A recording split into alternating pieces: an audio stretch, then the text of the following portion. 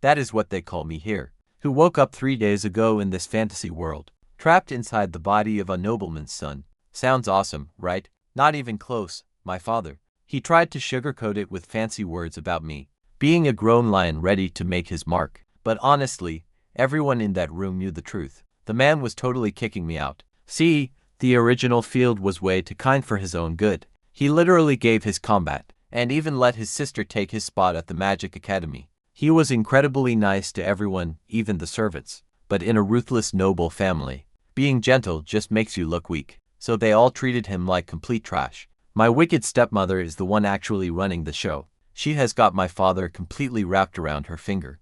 The poor man looks half dead, pale and totally exhausted. With a smug smile plastered across her face, she announced that my new territory would be the Nightfall domain. And trust me, that northern place is a total death zone. 10 years ago, the Empire used a heavily corrupting fog to kill 300,000 beastmen.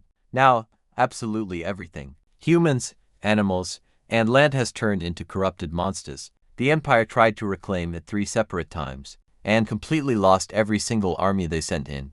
Nobody goes there, not even desperate runaway criminals. They were basically handing me a barony that only exists on paper. I tried asking my father for some basic support, but my stepmother shut that request down fast. All I got was 500 gold coins, and permission to take my loyal personal servants. That is literally nothing for building up a territory. Then my arrogant half-brother came over to rub it in. He mocked my black hair and deep dark eyes, features I inherited directly from my mother, a foreign maid who was sold to this castle as a slave. That is the big reason why everyone looks down on me here. But then, he leaned in close. Then he whispered words that made my blood run ice cold. A girl the original Field had once loved. A sweet girl with flaxen hair. They found her dead in some alley behind a tavern. My brother told me with this sick, twisted grin, he was the one who took her life, calling it absolutely thrilling. That exact news killed the original Field. The sheer grief and rage literally sickened him to death. Right then, I took over his body. I felt completely disgusted to my core. But get this, I had an ace. I have a cheat, a system with a live map and a moving marker. They can dump me in a cursed wasteland all they want. I will find a way to make it work. My brother just stood there, wearing a sick smile, wanting to savor my pathetic reaction before sending me off to those cursed lands forever. I clenched my fists so damn hard. My nails literally dug into my palms, asking him why he was doing this to me. I had never done anything to hurt him. His reason? He blamed me for a combat potion I gave him years ago, claiming he could not break through to become a first-rank knight, making everyone call him pretty useless. Deep down, he was convinced I poisoned that potion. Truth is, his actual talent was just terrible, but he did not care about facts. And guys, it gets so much worse. If I ever fell in love with someone, he would have her kidnapped and tortured. And then, I snapped. I drove my knee straight into his stomach, launching him, then kicked him right in his face. Blood everywhere. Everyone around us froze. The old, obedient Field would never do something like this. I grabbed his golden curls, ready to smash his head into the dirt. But suddenly, a heavy hand clamped around my throat, lifting me straight into the air. I could not breathe. A gorgeous woman with wine-red hair was actively choking me. Right on her forehead, a mysterious glowing rune shined. She was a god chosen. Basically, one of the strongest beings in this entire world. Only women can receive that divine power, giving them abilities far beyond any normal human. Master-level magic or combat aura. My older brother already had one serving him directly, while I did not even have my own territory yet. Instead of snapping my neck, she slammed me into a wall. My brother was screaming behind her, demanding she kill me. But I just wiped the blood from my chin and walked away. I could not fight her right now. Not yet, I swore to myself. Once I get strong enough, I will come back and destroy them all. Now, about my cheat ability. There is a system map only I can see, showing a bright green dot slowly crawling across it. See, lords in this world form contracts with God Chosen, unlocking incredible unique talents to build up their territory. The original owner, absolutely zero talent. But the second I took over his body, I unlocked a super rare, innate gift, and that moving green dot is definitely connected. My bags were packed fast. My old butler gathered our 500 gold coins. He was waiting outside with the servants. And honestly, would you want to go to the cursed lands? Once we stepped outside, A sketchy cavalry squad in mismatched armor was waiting there. Their leader, Captain Connor, formally introduced himself as our escort. But these guys looked way more like bandits than soldiers. I knew why they were really here. To make absolutely sure, I marched straight to my death. I told them we would stop at Golden Eagle City first.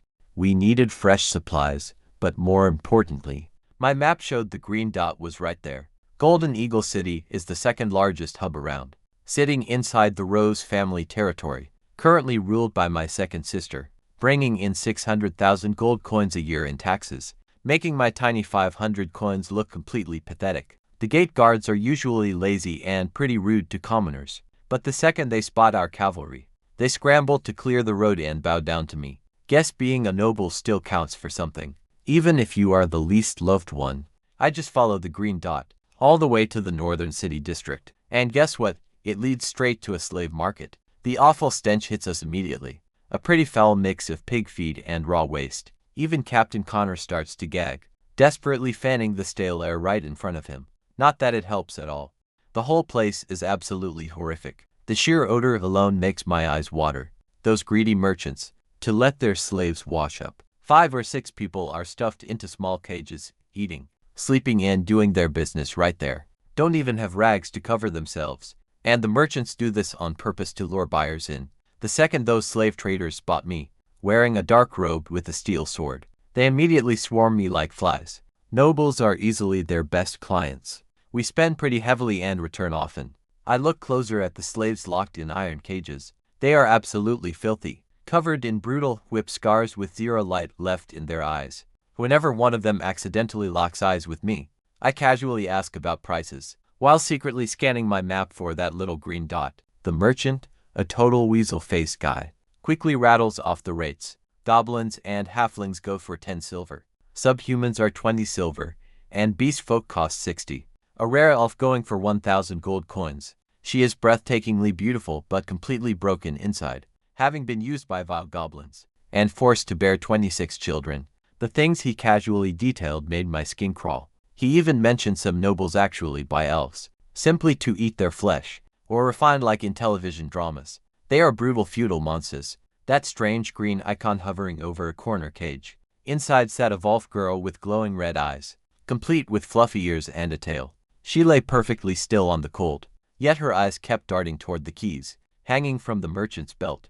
As an otaku, come on, what otaku could resist a real wolf girl? She growled fiercely, those crimson eyes flashing with danger. Captain Connor instantly gripped his sword, while my butler warned me to be careful. I quickly pulled my hand back. She was incredibly fierce, yet clearly terrified. Cute, and honestly, pretty pitiful all at once. The greedy merchant demanded 3 whole gold coins for her, which was a massive markup from the usual 20 silver for her kind. I stared him right down and exposed his scam. He made lazy excuses about her being rare, gorgeous and untouched, so I offered 50 silver, while hinting at massive future business together.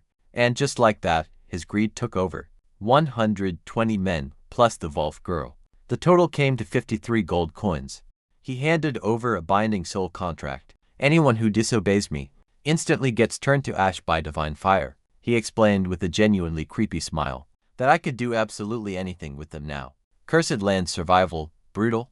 I wanted to buy more slaves, but my funds were running incredibly low. You see, surviving that northern death fog is another story. It requires special, fog-clearing lanterns, which are only sold at insane church prices. Plus, I had over 200 mouths to feed, so I sent my butler, Chow, to the merchant guild for a loan. But he returned looking worse than a dead rat.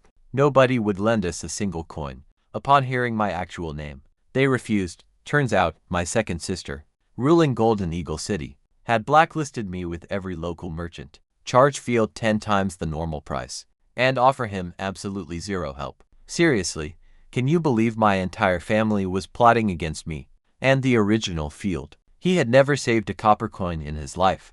A third of his wealth went to the family treasury to fight off corrupted monsters. The guy was literally the poorest noble alive. Fine, no loan, their loss. I spent 180 gold on supplies, 17 weak horses, basic farming tools, food, and some books. The food would only last about 35 days, and that is with slaves eating once a day. where corrupt officers sell military goods at a steep discount for pocket money. I tried recruiting mercenaries at the tavern, but the moment I mentioned Nightfall Domain, every last one turned me down flat. One veteran even warned me I should just flee the country entirely. That night, we crashed at an inn. The next morning, I summoned the Vol-feared girl to my room. Once the maids had scrubbed her clean, she looked like a completely different person. Her tangled, filthy hair turned out to be beautiful, silky and snow-white, with her soft features and that calm, quiet look. She was absolutely my type, a totally graceful, mature beauty. But those cute Vol-fears and tail were shaking nonstop, completely giving away how terrified she felt. She could barely speak. Turns out she had not spoken to anyone in a month. After struggling for a second, the exact moment she said it, then the green dot above her head vanished, replaced instantly by a floating status panel. Only I could see: name, Ishina. Level, unawakened. Path, Volv Cavalry. God-chosen status, malnourished. Near collapse, please provide nutrition. I literally almost lost it. The green dot on my map led me straight to an unawakened. God-chosen. And if my map can mark one, it can mark others. Every year on September 1st, the kingdom tests every eligible woman for God-chosen potential, burning massive resources because they are so insanely valuable. I started pacing around, excitedly punching the air. This changes everything. Maybe I actually stand a real chance at surviving the Nightfall Domain. Meanwhile, poor Ishino was watching me pace and punch the air, convinced I was plotting some sick, creative ways to torture her. She had actually been planning to fight back. Even if the slave contract ended up killing her, she literally wanted to rip my throat out, instead of dying in total shame. But then, my maids had gently bathed her, dressing her in unbelievably soft, comfortable clothes. Honestly, it was the nicest outfit she had ever worn. That kindness completely threw her off, making her wait. I told her calmly, "Look, I am not some psycho who kills for fun. I only bought her and the others to help build my territory." Then, I leaned back in my chair. I did my best to look totally harmless. Then I asked how her new maid outfit felt. A pretty conservative dress. It only showed her lower legs and bare hands. I just added some sleek modern touches, shorter sleeves and skirt. Nothing too crazy, but definitely a much better look. Trying to figure out my next move, the other maid had told her she had to sleep with me, but she highly doubted that. Since humans normally despise her kind, she figured I'd find her ears and tail totally repulsive. "Your actual job is helping me build this territory." "I already told you that," I sighed. She didn't believe me, so I just said, "Let's eat first. We'll talk over some dinner." But the second I said food, instantly calmed her down because she was starving. Then, the meal arrived. Thick steaks in rich sauce and honey bread. I turned to talk, but she had completely vanished. Instead, I found her huddling on the floor, like a frightened stray waiting for leftover scraps. So I grabbed her hand and led her over. She sat on the very edge of her chair, watching me closely, waiting for me to pull a whip. When I told her the juicy steak was hers, and get this, her switch suddenly flips. She instantly devoured 3 steaks and 5 whole loaves, eating until her stomach was round as a ball. I watched with a satisfied grin. "Eat up, kid. You're going to work pretty hard for me later." After she finished, I explained my big plan. I wanted to train her to become a god-chosen. I kept one secret quiet. I already knew she possessed massive potential, so I just said train, but she called it impossible. God-chosen are incredibly rare legends, and she'd never even heard of a human forming a contract with a subhuman. But records show that even a major city, like Golden Eagle City, only produced 3 god-chosen in 100 years. I would probably die in the cursed lands. "Okay," she said, licking her lips, "as long as there is meat." Over the next 10 days, we kept moving toward the northern border. In every town passed, I bought meat and some magical health supplements. For Ashiana. She quickly realized I was pretty serious about this. I also spent 150 gold on fog-clearing lanterns, purification potions, and some awakening crystals. But get this, my own situation was finally getting clear. My siblings did not just hate me, they wanted me dead. Our father was getting weaker every single day, and when he finally dies, by strict imperial law, every single sibling I eliminate from the picture means an even bigger share for the rest. So yeah, they basically sent me to a death zone. We finally reached the last fortress, a massive castle belonging to Baron Bull. It is a stone castle built into the mountains, designed to hold back the corrupted creatures from the north. Ashiana was hiding in the creaky wagon, secretly praying to her Volf god, to make her a god chosen.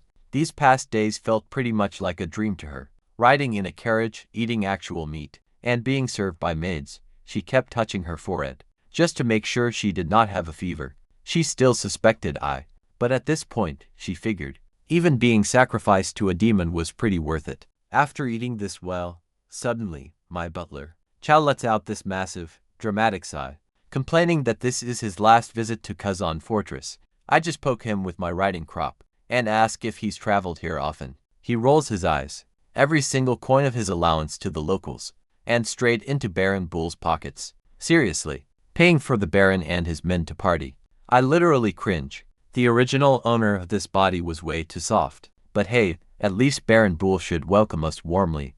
Plus, staying on good terms with this final bastion, right before the cursed lands, will definitely come in handy later. Since the original field built up so much goodwill in this area, I figure I can probably cash in on those favors down the road. My butler, Chow, starts to whisper some juicy gossip about the Baron, and how his son is famous for something, but he catches himself and instantly shuts up, by uncovering a dirty noble secret. Then, I notice something flashing on my map. See those red skulls? They are charging straight toward us. I immediately send a servant to fetch Captain Connor, claiming the strongest shield in the entire Empire's defense line. He boasts that if any danger actually gets here, he will eat his horse's droppings. He also warns me not to try chickening out of our trip to Nightfall Domain, which forces Connor and his arrogant cavalry straight to the front lines. And right on cue, the party arrives, gray-eyed ghouls wearing ragged farmer clothes, sprinting straight at us like absolute maniacs. A dozen normal humans are sprinting desperately ahead of them, screaming for help even from 100 meters away. The stench of rot hit us like a solid wall. These were the literal products of northern corruption. And we weren't even in the north yet. He'd literally just finished mocking me, which made this moment extra embarrassing. But he did his job, ordering his 20 riders into a line. They rode up a hill, and look, they charged downhill into the horde. The sound of metal punching through rotten flesh, utterly stomach-turning. 7 or 8 corpses went flying off their lance tips, just like torn sacks, spraying purple, corrupted blood everywhere. Then, the cavalry circled back with chainhammers and sabers, cutting down those corpses like wheat. Their horses trampled the fallen ones. Meanwhile, I ordered the slaves to link our wooden carts together into a makeshift barrier, telling them, any man brave enough to fight gets a massive reward. Not a single one moved. They just cowered behind the wooden carts, shaking and praying, and my butler was no better. Suddenly, he grabbed my robe, begging me to run, calling it a smart strategic retreat. He said the slaves were totally disposable. We could buy more later, but I shoved his hand off. If this already scares you. But get this, Ashiana jumped from the wagon. After days of getting good food, she had filled out nicely and looked quite healthy again, standing right in front of me with her little fists raised. Her Volf ears had flattened straight down, what I could only describe as airplane ears from the stress. I couldn't help but smirk a little, who happily devoured my food and then stabbed my back. The terrified farmers reached us first, screaming and crying out. The monsters slipping past Connor's cavalry, slammed straight into our cart wall. They just desperately clawed and bit the wood, like mindless beasts with nobody to help, so I grabbed my sword to do it myself. Luckily, this body had some basic combat training. I quietly waited for a corpse to push against the cart, then drove my blade straight through its neck, and ripped it sideways. Its head flopped right onto its cold chest, just like a snapped tree branch. The awful stench nearly made me puke, pure rotting flesh. But deep down, a spark of excitement hit me. Deep within my soul, lived a warrior's blood that actually enjoyed fighting. Killing these ugly things is pretty easy, right? I muttered, flicking purple blood off my sword. I was feeling pretty good about myself. Then, I almost died right there. A legless corpse crawled straight toward my ankle. She snatched a manure fork from our cart, and slammed it through the creature's spine, pinning the thing to the ground. My heart was pounding wildly in my chest. If I had gotten bitten, curing corpse poison costs 100 gold coins. From a church healer, I patted Ashina's head, and promised her a gold coin as a reward.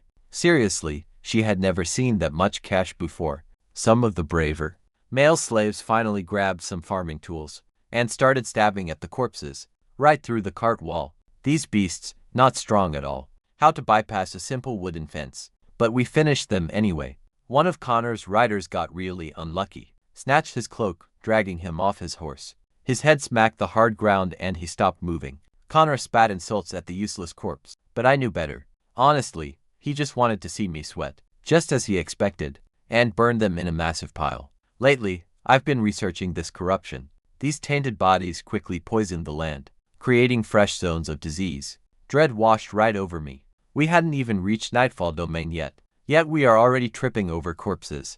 The survivors we saved collapsed at my feet. The toxic fog had breached Kashin Fortress's defenses, swallowing their entire village. Most people were fast asleep when the mist rolled in. They instantly turned into those mindless flesh-eaters. They told me Baron Bull had taken his elites to hunt some cult, leaving his young son to run the show. We quickly marched to Kashin Fortress. The fortress looked incredible, boasting massive stone walls, featuring heavy towers carved into mountains, turrets and giant catapults, boiling oil cauldrons everywhere, firepower to stop 100,000 troops. Griffin banners proudly fluttered from the ramparts. But here's the terrifying catch. The entire outer wall was totally deserted. Not one guard in sight. Connor turned ghost white, terrified that beastmen had overrun everything. Way too quiet for that. We crept closer, spotting the inner castle walls. Torches lit up walls completely packed with soldiers. They'd abandoned the entire outer defense line. For some weird reason, who goes there? Don't come any closer, someone yelled from above. I announced myself as Field Rose Baron, heading straight to Nightfall Domain, requesting safe passage through. Would you believe it? The Baron's son flat out refused. He said his father was still gone, and absolutely nobody was opening those gates, period. He even threatened to rain down arrows on us. I tried to remind him that I've donated massive amounts of money here. He just sneered and said my gold meant nothing now, since the whole empire funds the border. Then he called me some nobody outsider. So I brought up the refugees I'd just rescued, and begged him to at least take them in. That made him even more furious. He screamed, accusing me of trying to dump extra mouths on him, and if I brought them even one step closer, his archers would immediately open fire. I was absolutely furious. The original Field's years of generous donations, completely worthless, because the Baron's son was a total coward, who had pulled every single soldier back to the inner walls, and too scared to help anyone. Honestly, if I had my own army right now, I would have stormed this pathetic fortress right then. Seriously, Baron Bull's son Richard was a complete coward, retreating with all his troops behind those massive inner walls, and completely abandoning the outer fortress. That's why corrupted corpses were just wandering freely outside. The Empire's proudest defense line had become a total joke. He was actually glad I was heading to Nightfall Domain, just so I could act as a buffer against the corpses, guarding his precious fortress. And if I ever came running back here for help, he wouldn't open those gates. Richard was infamous for being a total coward. No kidding. I was absolutely fuming. The refugees I just saved tried sneaking off. Oh, hell no. Their lord abandoned them, so they were mine. Basically, they belonged to nobody. So I laid it out. Either follow me to Nightfall Domain right now, pay me 5 gold coins each for saving you, or I slice you to pieces and feed the dogs. Hearing this, Ashina actually started to relax. Seeing me act like a ruthless noble, she admitted, my kindness lately had felt way too good to be true. This brutal attitude actually made perfect sense. The villagers reacted exactly the same way. Turns out, threats worked better than any polite talk. They all dropped to their knees, begging to follow. I just sighed and covered my face. Fists really do speak louder than words around here. But my map showed otherwise. It was absolutely covered in red skull icons. That lying rat wanted me ambushed by a horde of corpses. But wait, I realized something pretty awesome. Since Richard abandoned the entire outer fortress, every single supply crate, all those weapons and goods were just sitting there unguarded, completely free for taking. These people never showed me an ounce of kindness, so why not take absolutely everything? I ordered Z to gather 30 strongest slaves, especially the bravest of them, when fighting off those corpses earlier. But first, I had to deal with Captain Connor. I casually invited him to join me, to clear out some corpses, under the guise of helping farmers. Connor stared at me like I was completely insane. He refused, claiming his mission was finished. Then he laughed right in my face, sneering. My slave army was better off replaced with pigs, making them too stuffed to chase anyone. Perfect. Total victory. He is finally gone. Connor rode off with his cavalry, and I didn't even get to remind him. He still owed me that meal of horse droppings from his earlier bet. I left Xiao behind to watch the main slave group, giving a loud warning. Anyone trying to escape would be burned alive, by the sole contract keeping them in line. I armed 30 slaves with sharp sickles. We grabbed manure forks and heavy logging axes, then headed out with Ashina. 10 minutes later, I led the group into an empty forest, checking my map to ensure we were alone. I pulled out a gorgeous, glowing crystal ball from my saddlebag. But wait, look at this crazy detail I missed. Because Ashina's status window had updated, I absolutely had to check it with my own eyes. Her panel was completely different. She went from unawakened to ready to awaken, which meant I could trigger this goddess-level awakening right now, meaning a god-chosen warrior was mine. Instantly, I grabbed that crystal ball. That magic item literally cost me 60 gold coins, nearly wiping out my tiny budget. Ashina looked totally lost when I explained things. She just couldn't believe she was chosen material. I just faked some divine guidance, and told her to close her eyes, telling her to focus on its deep power. Check this out, the second her hands touch it, shaping into the figure of a stunning, a freezing, elegant deity, the winter goddess herself. The slaves immediately cried out, dropping directly to their knees before their deity. Trembling with pure emotion, I was sweating from pure excitement too, watching a genuine miracle unfold right before my eyes. Then the blue light formed a rune, and settled right onto Ashina's hand. She grew taller, her features sharpened, turning incredibly beautiful. Her skin went pale as snow, and her crimson eyes radiated icy power. She looked 30% prettier, incredibly fierce, proud, stunning, whispering that she's a god chosen. She stared up at me in total awe, asking how I knew. No big deal, I said, casually waving my hand like nothing. The other slaves stood completely stunned. They all thought I was just keeping Ashina around as a mere plaything. Now, though, they realized I was favored by the gods. Their fear quickly turned to genuine respect. I seized the moment to address them. Anyone still worried about our trip north? Just follow me, do your jobs, and I will grant you freedom and good lives. Nobody dared argue. Ashina asked to form a contract right away. The process was incredibly simple. Her rune connected to mine, sealing the bond. Then, I publicly tore up her slave contract, declaring her a free citizen of Nightfall Domain. She smiled and raised her hand.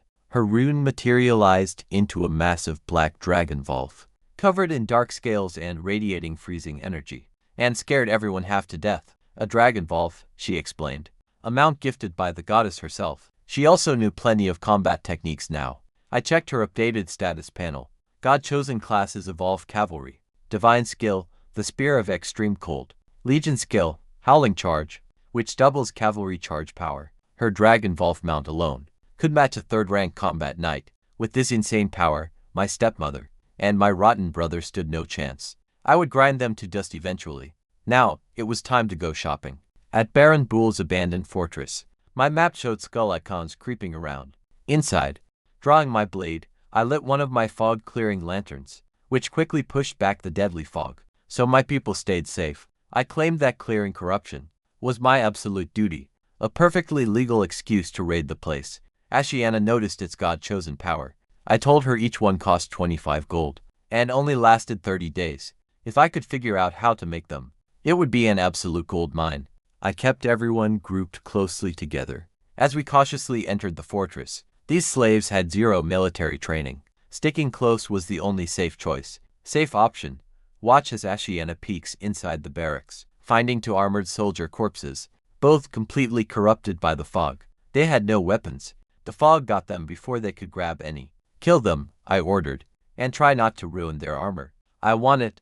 Ashiana kicked open the door and charged in. As a god chosen, her body was far stronger. The second she kicked that door open, I could see map skull icons rushing toward us. Honestly, my heart was absolutely racing right here. She sliced the first corpse's head clean off, and she sliced half its skull away like it was absolutely nothing. When a huge crowd of armored undead soldiers came flooding out of a hallway, she summoned her dragon valve. The massive beast blocked the corridor, and blasted blue fire down the passage, turning every single corpse to ash in seconds. Those slaves who were debating whether to fight or run, they just stood there with their mouths wide open. The battle was already over, before most of them even realized what happened. That is God-chosen power, I told them. Even though I was pretty annoyed she burned the armor, I wanted everyone to make noise, bang on things, Draw the nearby corpses right to us so we can wipe them out. The slaves banged and smashed everything, while Ashiana and her giant Wolf destroyed every corpse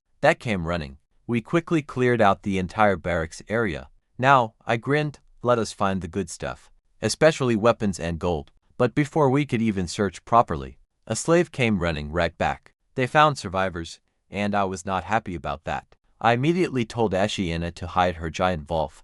If word ever got out that I had a god chosen, my stepmother would send deadly assassins to kill me and steal Ashiana. The slave, seeing her power, was totally fine. They were fully under my control. But strangers were a totally different story.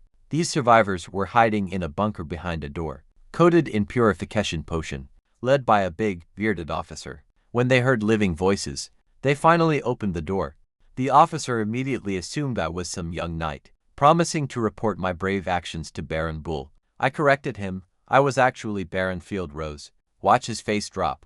The generous fool who donated money and had no guards. His eyes quickly darted to his men, giving them a signal. He told me their story. They had gotten drunk, forgetting to light up the fog lantern, and the death fog flooded their barracks. Losing the entire barracks was a death sentence. Under Baron Bull's rule, they would be executed. So, reading the room, I asked, "Wanna join me instead?" They burst out laughing, tightening their grip on their weapons. "We are running away," the officer declares. "And if we end you, absolutely nobody will ever know we exist." Honestly, I was pretty furious about this. I literally just saved their lives, and now they want to rob and murder me. The original Field Rose was famous for being kind and weak. They honestly thought I was easy prey. If we only had a fog lantern, we would have fought our way out without you. I laugh. What is so funny? He raises his saber, totally confused by my calm. Ashiana, do it. One soldier immediately lunges at me with a knife. A blue blur flashes right past, and his entire arm is ripped off at the shoulder. He collapses screaming, blood spraying everywhere. Then, the Wolf appeared, cramming the corridor like a tank covered in dark scales. The soldiers literally wet themselves on the spot. Unreal. What the hell? The officer stammers. They said Field Rose was a total nobody. Ashiana, I order. Licking my lips, I say, cripple them. Slaves, here is your chance to get tough. 1 silver coin for each dead soldier. This brutal world runs on blood and cruelty. I was totally done being patient and kind. From now on, iron and blood would do my talking. Being shameless is a noble's true passport. These slaves actually turned out to be surprisingly efficient at killing other humans. They show way less hesitation than with corpses. 1 slave charges in, pinning down a wounded soldier. I toss him a silver coin on the spot, while declaring that slaves under my command could own property, and the more they worked, the more they would earn, lighting a massive fire in everyone's eyes. 1 silver coin buys 100 breads, 100 days of survival. With Ashina's terrifying dragon Wolf leading the charge, the slaves rushed in completely fearless. Those heavy armored soldiers were a complete joke against her. The massive Wolf flattened plate-armored men with 1 single swipe. Once it ended, I stepped past scattered body parts and walked straight into the bunker, a weapons armory. And honestly, I almost screamed. Neat mountains of well-oiled armor stacked high. There were racks of halberds, steel sabers, and shields. Crossbows lined the walls. Barrels stood packed with different types of arrows. That was easily enough to fully equip 500 soldiers. Did we just get rich? Ashina asked, picking up a cavalry bow with a slight grin. Very rich, I replied, though inside I was ecstatic. I immediately ordered everyone to gear up now. Slaves strapped on armor, for the very first time in their lives. It was too big for their skinny bodies, but you could see them standing taller with pride. But weapons weren't enough. I needed more for my northern gamble. I summoned the slave who got the first kill, a guy named Wildcat, giving him very specific orders. We rehearsed the plan twice, proudly carrying Baron Bull's family banner. Now look, my plan was pretty simple. I wanted to squeeze out absolutely every single resource from those nearby villages too. 6 wealthy villages supplied this fortress with livestock, grain, and tax gold all year round. Time to collect. Wildcat marched his squad straight to Oxford village, where the local villagers quickly spotted that Bull family flag and opened the gates without any question. Their village chief came out grinning widely, offering to present young girls to please the Baron, a standard, incredibly disgusting feudal tradition. But the chief looked totally confused. As for not recognizing Wildcat, my guy did exactly what I taught him. making the terrified chief shake and apologize. Then Wildcat listed taxes to collect: farm tax, population tax, household tax, faith tax, land tax, military exemption tax. Seriously, they had a tax for everything. I told him to keep adding every single tax he could remember. Meanwhile, I ordered the rest of my crew to grab every bit of gear from the armory, tossing everything over the walls for later retrieval. Every single sword and shield, every last suit of armor. It was all Nightfall domain property. And Richard, that coward, tried using me as a human shield earlier. Plus he lied about the gate being safe. Honestly, you know he deserved all of this. Wildcat was doing a fantastic job. When the peasants whined it was not tax season, he claimed the military urgently needed more supplies to fight off the corpse invasion. Pay up or die, the chief surrendered immediately and began giving away everything. 2 cows for sheep, chickens, and ducks. 23 silver, 50 copper. The entire village sounded like a funeral. An entire year of savings vanished overnight. Even a young girl was offered up as a special tribute for the Baron. Apparently, that was Baron Bull's usual demand. Wildcat nearly refused, but realized it would blow his cover. Meanwhile, I kept looting the fortress. Inside another vault, I found those fog-clearing lanterns, the ones that bearded officer desperately wanted. 3 of them, plus a massive hoard of healing potions. Total value easily over 200 gold, bringing in tons of livestock and grain. I was quite literally shocked. Their tax rates must be absolutely brutal. At least I wouldn't run out of meat anytime soon. A tiny twinge of guilt hit me. I basically just robbed them. But I quickly smacked myself on the head, telling myself to stop acting so incredibly soft. Modern morals simply do not work in this medieval world, where the strong always eat the weak. Besides, I was about to enter a total death zone. Survival comes first. Besides, my Nightfall territory would serve as a massive buffer, shielding Baron Bull's lands from the north. I rewarded everyone with a silver coin and declared a brand new rule. Any slave who manages to save up and pay me 1 gold coin will earn their absolute freedom as a citizen of Nightfall domain. The slaves erupted in massive cheers. They finally felt real hope, maybe for the first time ever.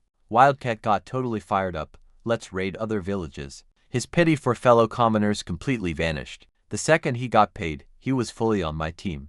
So I sent him off with clear orders to squeeze the remaining villages before morning. We absolutely had to move fast. Other imperial cities would eventually notice the massive chaos at Kashin Fortress and send their troops. Getting caught red-handed would be a disaster.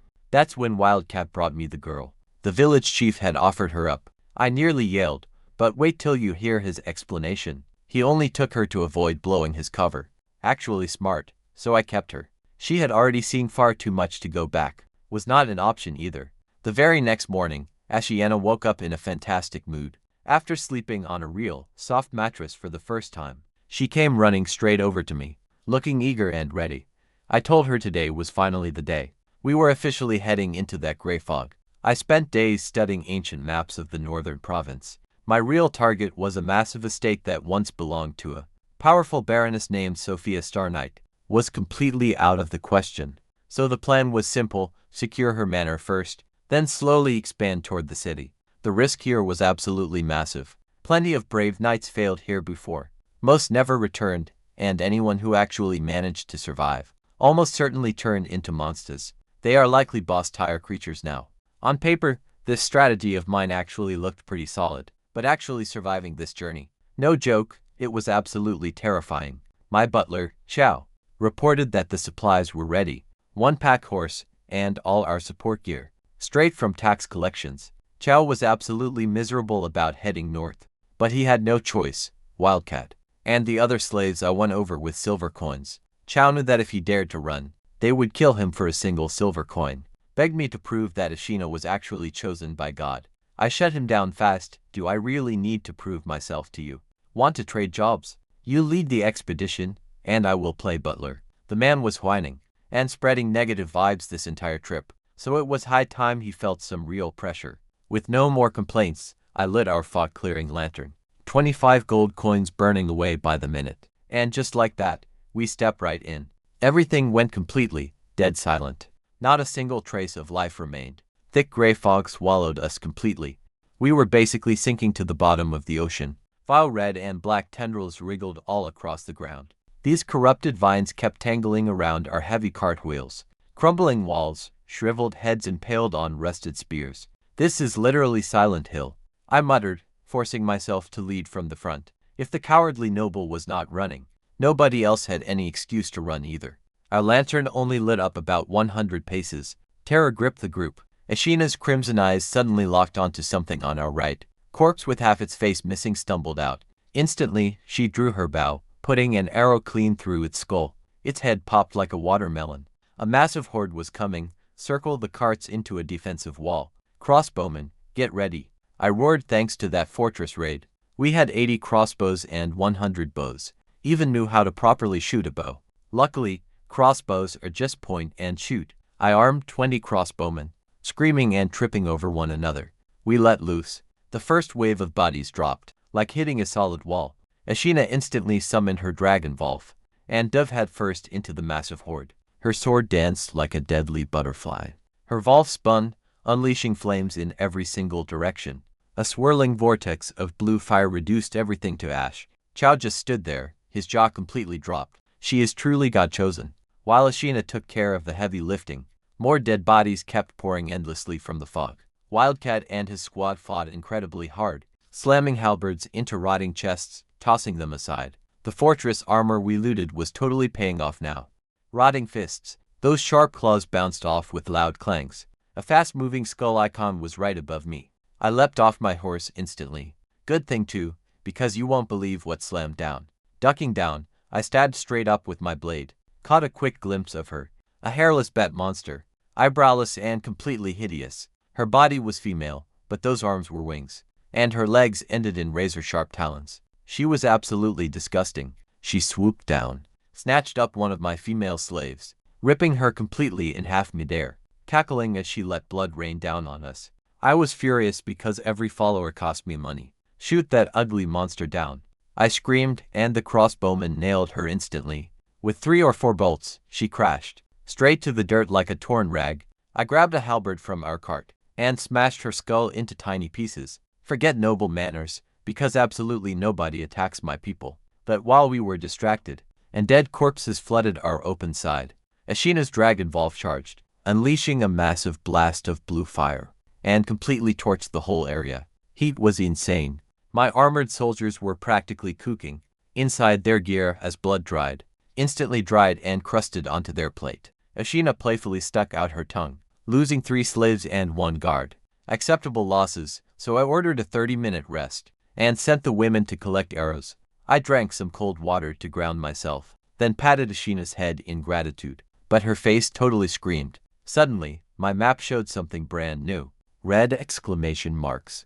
19 of them, marching toward us in perfect formation. Way too coordinated for wild monsters. I immediately sent Ashina ahead into the thick fog. It was Captain Connor and his cavalry unit. They hadn't actually abandoned us. Get this, their plan was dead simple. Kill me first, then slaughter the slaves. Steal our precious fog lanterns, and let the gray fog erase all evidence. Ever since we entered the freezing north, just waiting to stage it so they had an alibi. Connor already pictured me begging for my life, but when he spotted my group, his smile died. Instead of finding some helpless nobleman, surrounded by a bunch of naked slaves, holding heavy shields and halberds, literally drenched in corpse blood and guts. Right behind them, 2 rows of crossbowmen stood ready, fully loaded, weapons aimed. We have been spotted, Connor stammered. His men panicked, charging their horses forward. Real talk, that's suicide, not an ambush. Connor frantically yanked his reins to retreat. His horse stumbled in terror, throwing him off. Before he could grab his weapon, Ashina already had a spear at his throat, and she had already snatched his fog lantern. That's the slave from the fields. Connor recognized her instantly, but a slave moving freely through this death fog. Without a lantern, his men realized the terrible truth. She was actually a God-chosen warrior. No amount of money would have dragged them back here. I strolled over with a friendly smile, totally faking my surprise.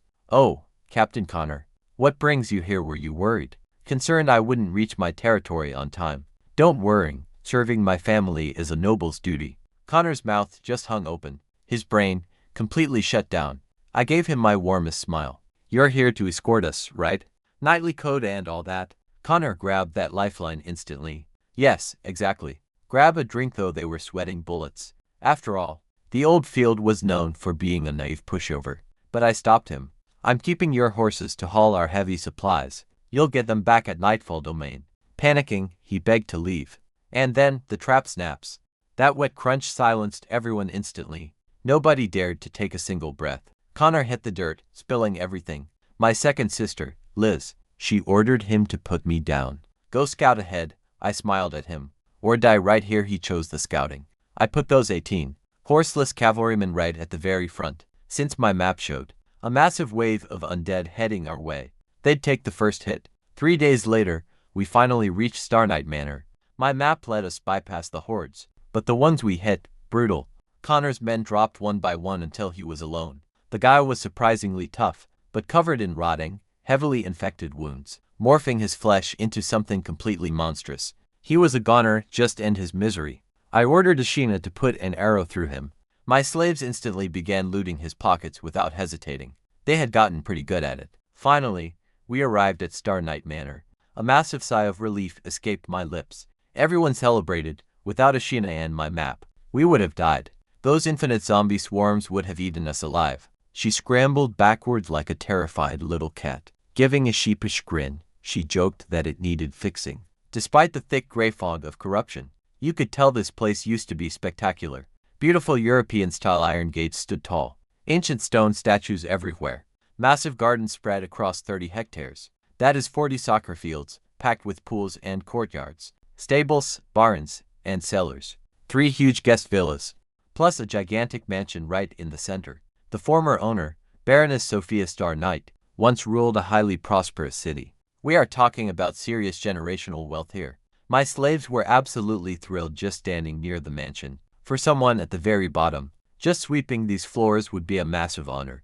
It is a tale you would proudly tell your grandkids, even on your deathbed.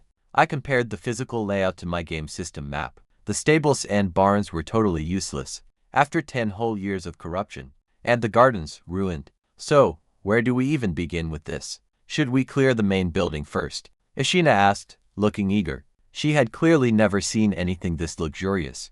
I locked my eyes on the mansion, through the shattered glass. Strange, dark shadows were shifting around inside. And then, I felt something looking right back. A crushing weight slammed into my chest, cutting off my breath. I quickly looked away. The map showed that the main building crawled with skull icons, and deep in the basement sat one massive red dot. Something completely different from usual corpse monsters. Believe me, it is seriously terrifying, I muttered, rubbing my temples. We are not touching that main building. Not yet. Ashiana saw how stressed I looked, and quietly stepped over to check on me. I did not want to spread my anxiety, so I teased her by pinching her Valfir, and joked about giving her a nice massage. She blushed bright red, before realizing I was just messing with her. Puffing up her cute cheeks, she said, I was mean and needed a proper shelter. Sleeping in those creaky wagons was absolutely killing my neck. After studying the map, I picked the large winery for our first base. It was built of solid brick and stone, so it would not have rotted into rubble. Unlike those wooden structures, the winery sat southeast of the main building, once growing black pearl grapes for the Empire's finest wine. But now, it was just writhing fields of black tentacles and corrupted flesh. I ordered the women to clear that farmland. The corrupted rot looked pretty horrifying, full of eyeball-covered meat blobs and writhing tentacles. But it was actually completely harmless. These gross things used to be cute little animals, before the dark fog mutated them. Nobody moved, until I offered 10 copper coins per person, for finishing within 2 days. Suddenly, everyone worked at 10 times their normal speed. My old butler rolled his eyes, and muttered that hanging these lazy slaves would be much cheaper than paying them. Then the free villagers I forced to come along started whining, claiming the soil was poisoned and useless for farming, and just stepping on the ground pulled toxic purple water. They claimed I was dreaming, so I went silent. Immediately, Wildcat's guards unsheathed their swords in unison. The poor villagers instantly realized exactly who they were dealing with, and threw themselves flat onto the ground, sweating in terror. You could practically feel the freezing silence hang there. I wasn't trying to be a tyrant here, but out here, completely cut off from law, I might as well hang from a tree, so I gave the loudest complainer 5 lashes. Then I put the others to clearing eastern fields. As we forced the heavy doors open, the stench nearly made me gag. Ashina didn't even flinch. She had survived far worse as a slave. A whole lot of them, I whispered. No fire this time. The place might hold highly explosive materials, and we really need the building standing. I grabbed an iron-rimmed shield and my sword, then ordered the guards to form up with halberds. They weren't trained soldiers, but weeks of combat had taught them the basics. They could actually hold a line now. Clashing my steel blade against the shield, I shouted straight into the dark. Hey there, neighbors. Vicious howling erupted from inside. And trust me, these corrupted monsters came pouring out. Twisted, deformed abominations that barely looked human. Steel crashed violently into rotting flesh. As chaos erupted everywhere, Ashina and her Volf anchored the front line. Her spear cut through dead flesh effortlessly. Meanwhile, that massive dragon Volf fought like a tank. Dozens of corpses piled right onto it, never even scratching those tough scales. Without that strict no-fire rule, she would have ended things in seconds. One of my frontline guards spears a rotting corpse, but the horde behind him slams him down. He crashed to the ground in full armor, and more walking dead swarm over him. I step forward, taking the head clean off. The fallen guard stares up at me, filled with raw terror and relief. And let's be real, he pretty much wet himself. He had never been so thankful to a lord in his life. I dragged the fallen warrior back up, thumping his armored shoulder. Training solid soldiers is pretty tough. Telling them I need everyone to earn their freedom, to become true warriors, maybe even knights one day. That immediately lights a fire under everyone. They thought my words were just cheap noble lies. But seeing me save that guard myself, they charged straight at the remaining ghouls, screaming out my name, clearing out over 70 monsters from the winery. Why did a simple winery have so many workers anyway? And why the Empire never evacuated the northern citizens before releasing that deadly death fog? But I brushed those thoughts aside. Not my problem. Pushing deeper inside, I discovered the brewing room, hoping to find some real supplies like grain or sugar. Instead, I find a Batwoman corpse, torn wide open from throat to groin. Her organs are completely missing, with the scattered barley heavily corrupted. For 10 years? Oh, look closely, those grains are actually wriggling, but some kind of radiation instead. Ashiana looks pretty confused by that word. Something is rushing us, and it is insanely fast. I barely spot the skull icon blinking on my map. One of my guards quickly raises up his shield. It completely shatters, sending him flying backward. Right where he stood, a total monster appears. It looks exactly like a Resident Evil liquor, but this thing clearly mutated from a giant rat. Thin tail, long snout, with massive claws, the rat beast swipes right at me. I see those claws coming right for my face. Suddenly, Ashina's dragon Volf leaps in. It wraps its body around me like a shield. Sparks fly as those sharp claws rake its scales. But the Volf doesn't even flinch, only to bloody scales get chipped off. The monster just stares at its claws, totally confused. Unreal, the Volf just slaps it away. Wildcat. Now the guards rush in with weapons. They hack away, but the beasts hide his way too thick. Their weapons barely scratch it, and send 7 or 8 armored men flying like dust. Fall back. I yell out, diving behind a wall with my shield. I forgot to bring the heavy crossbows to pierce its tough hide. This is a 3rd-rank corrupted creature. Normally, you'd need a 3rd-rank knight with combat aura, or a giant siege crossbow to kill it. Ashina pours her power into her spear, and drives it deep into the rat monster. The Volf slams its chest at full speed, just like a freight train. And now, we finally get to see her divine skill. Spear of extreme cold blue starlight. It condenses into a glowing spear, shaped like a roaring ice dragon. She plants her feet. Twisting her hips, she hurls it with all her might. The spear connects with the monster, and completely liquefies the beast. Blood sprays, bones snap instantly. Chunks of flesh splatter across the walls. Finally finished, Ashina pants heavily. Looking quite pale, I exhale hard. Seriously, good thing you're here. You get the last deer steak tonight. Long live the Lord. Her tail wagged uncontrollably. That ice-cold warrior goddess vanished, replaced by an absolutely food-obsessed Volf girl, and offered to split the steak with me. I really appreciated that. My map showed only a few small skull icons left in the old winery.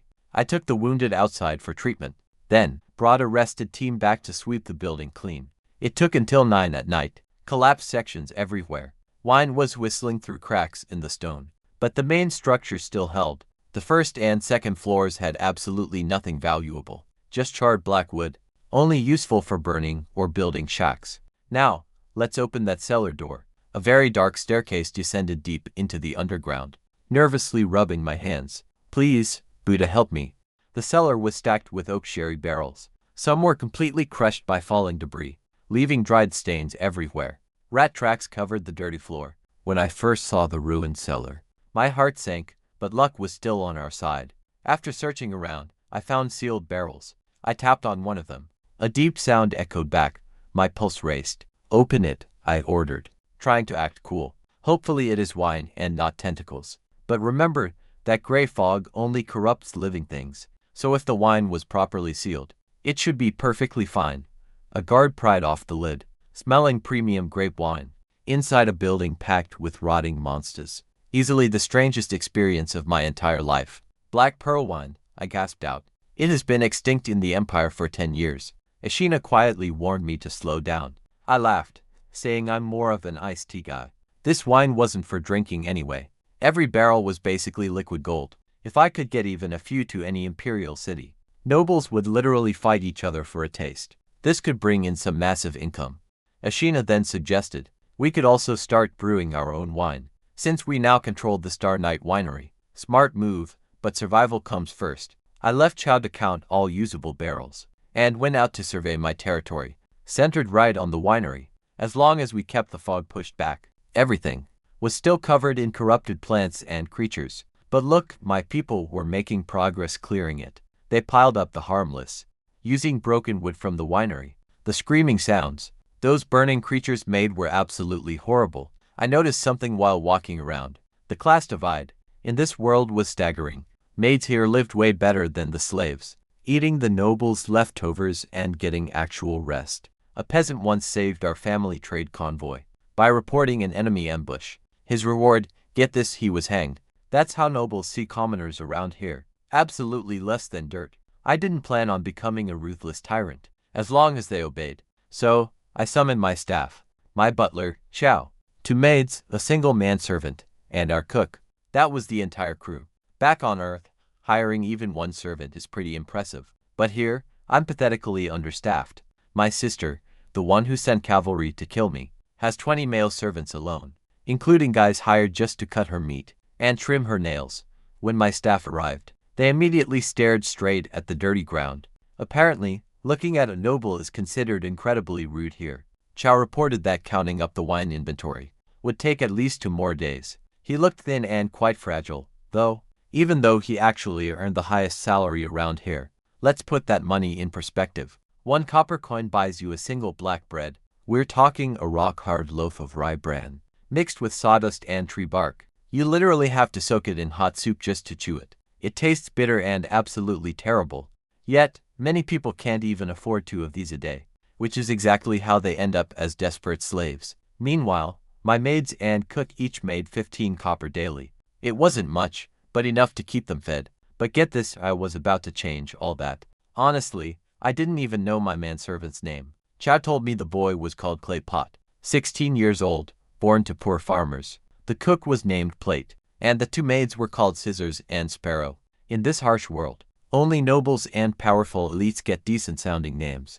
I rewarded young Clay Pot with a full silver coin, just for making my bed in the wagon, so comfortable during our long journey. The poor kid was absolutely terrified when I called him, but yesterday when I praised him instead, he literally threw himself down to kiss my boots. The others immediately shot him pretty jealous looks. 1 silver coin meant 6 days of wages.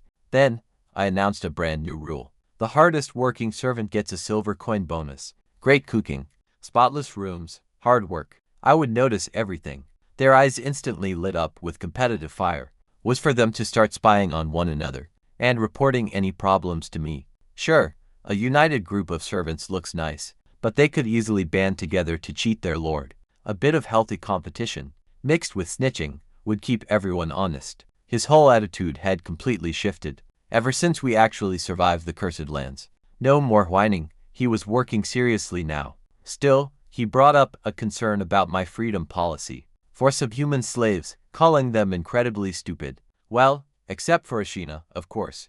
I simply reminded him we were in a cursed death zone, so we must do as the Romans do. Nightfall domain would have its own rules. Later that night, I sat down with pen and paper to plan. using Chinese characters only I could ever read. I scribbled down 2 words, plunder and explore. We had nothing, just 200 people. Could not build things from scratch fast enough, especially on this poisoned soil. Suddenly, a knock at the door. Ashina. I had asked her over to discuss our territory plans. She actually showed up in her short maid outfit, looking incredibly shy and nervous. It suddenly hit me that inviting a young woman to my room this late at night sent the wrong message. This was strictly business. Instantly, she relaxed. I thought I caught a brief flicker of disappointment. She admitted she had zero experience running things, just a hunter's daughter before she became a slave. She couldn't even read or write, so I promised I'd teach her myself. As a God-chosen candidate, she held huge advantages in this world. Seriously, becoming God-chosen is the ultimate class upgrade. A marked criminal could become a VIP overnight.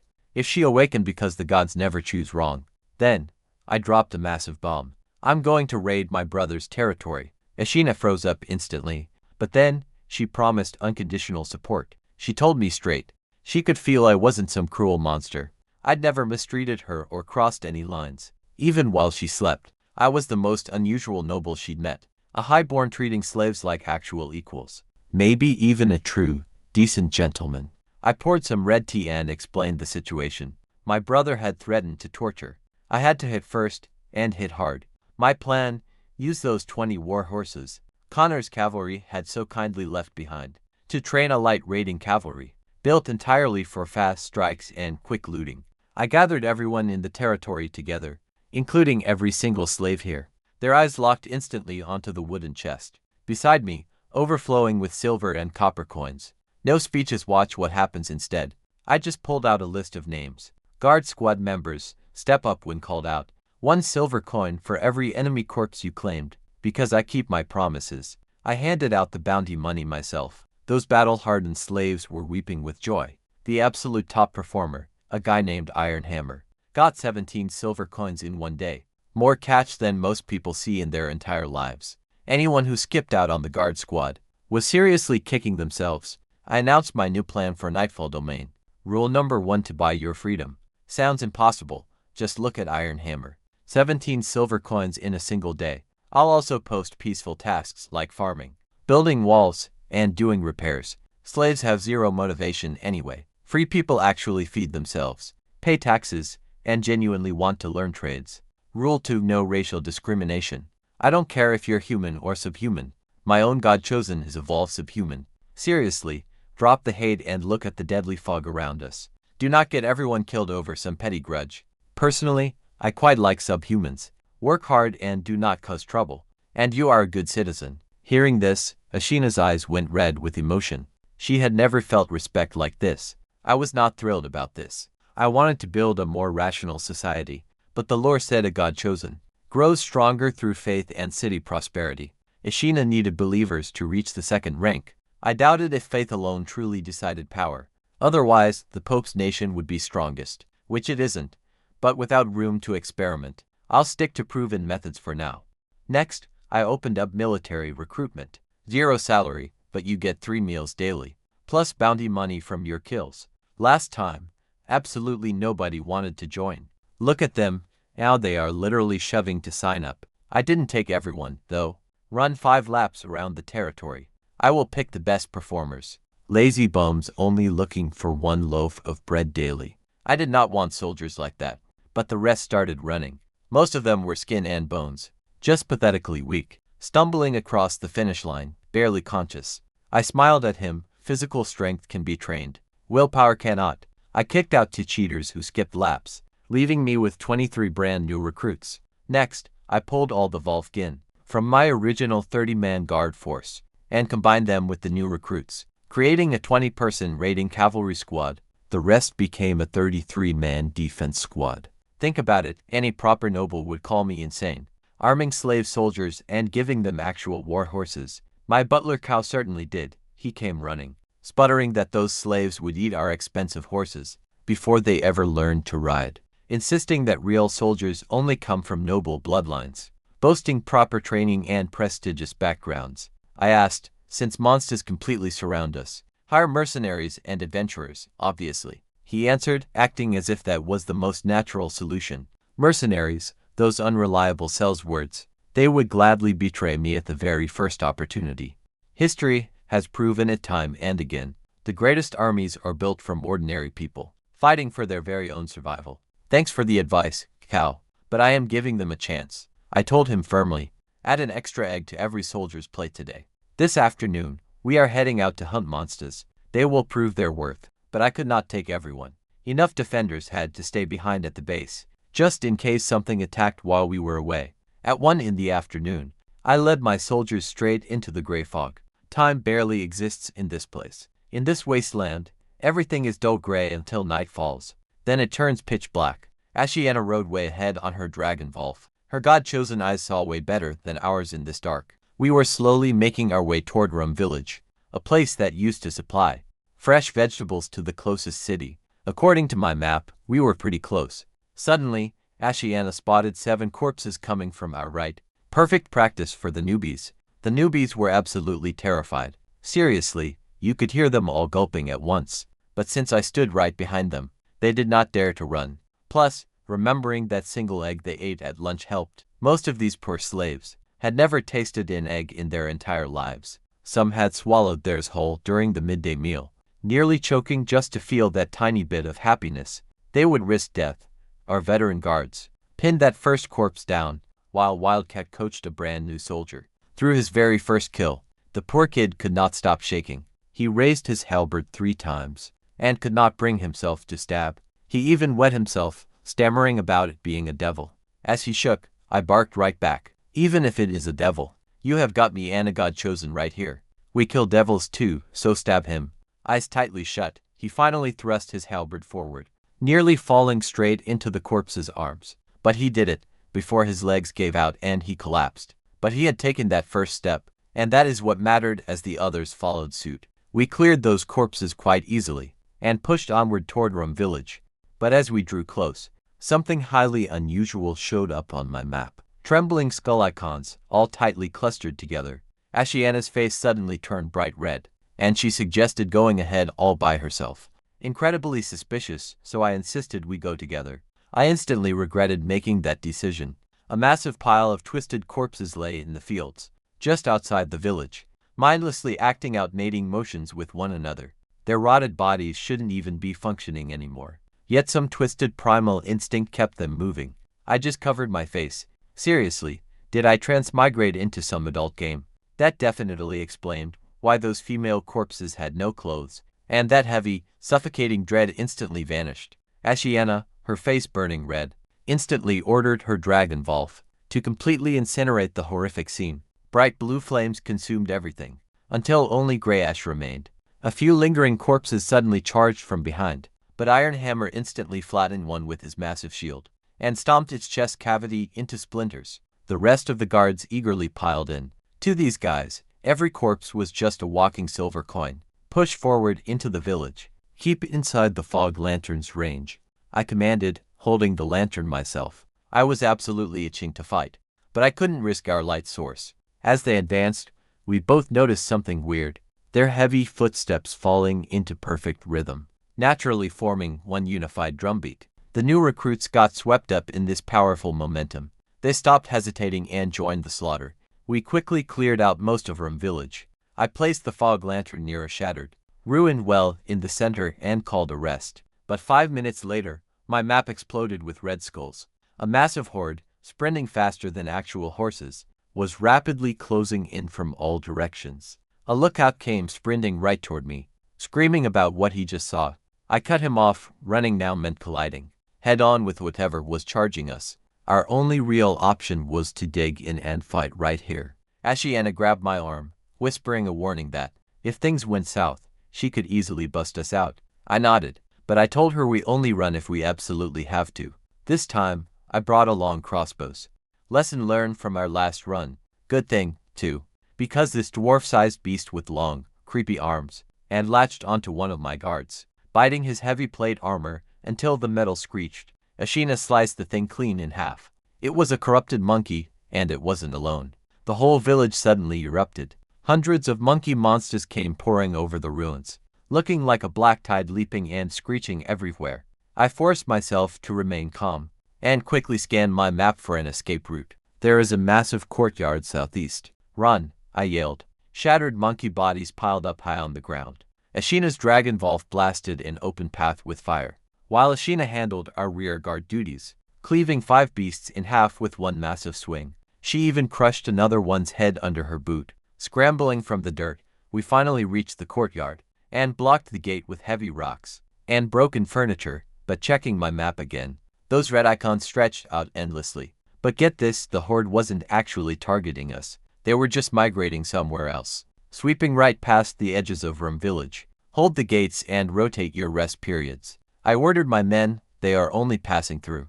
My heavily armored guards formed a wall at the gate. The monkeys could not break through, backed by steel shields and full plates. Ashina's Dragon Valve blocked the gap like a fire-breathing tank. Even buried under a mountain of beasts, not one of his scales cracked. After 30 brutal minutes, the wave finally passed, having done all the tanking, slaying monsters and defending our weak spots. Without her, we definitely would have lost lives. Everyone else was basically dead weight dragging her down.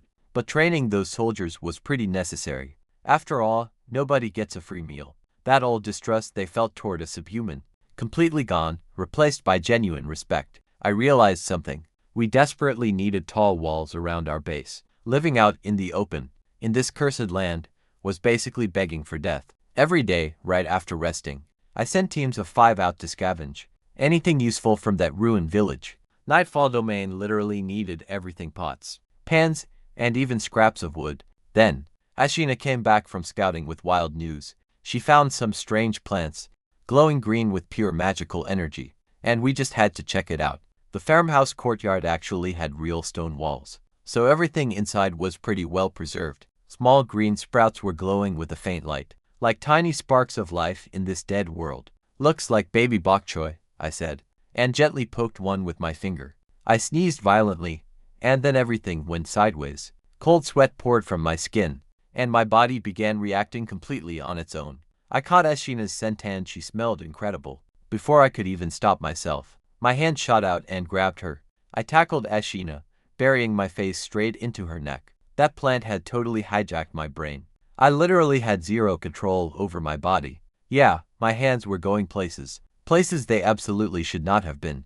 Ashina started panicking, but she couldn't push me off too hard, since her God-chosen strength might actually hurt me, while trying to dodge my wandering hands. Finally, she bit her tongue to force herself back to reality, escaping when the guards came looking for me. She quickly used her divine power to tap my forehead. I woke up feeling dizzy, totally blanking on what went down.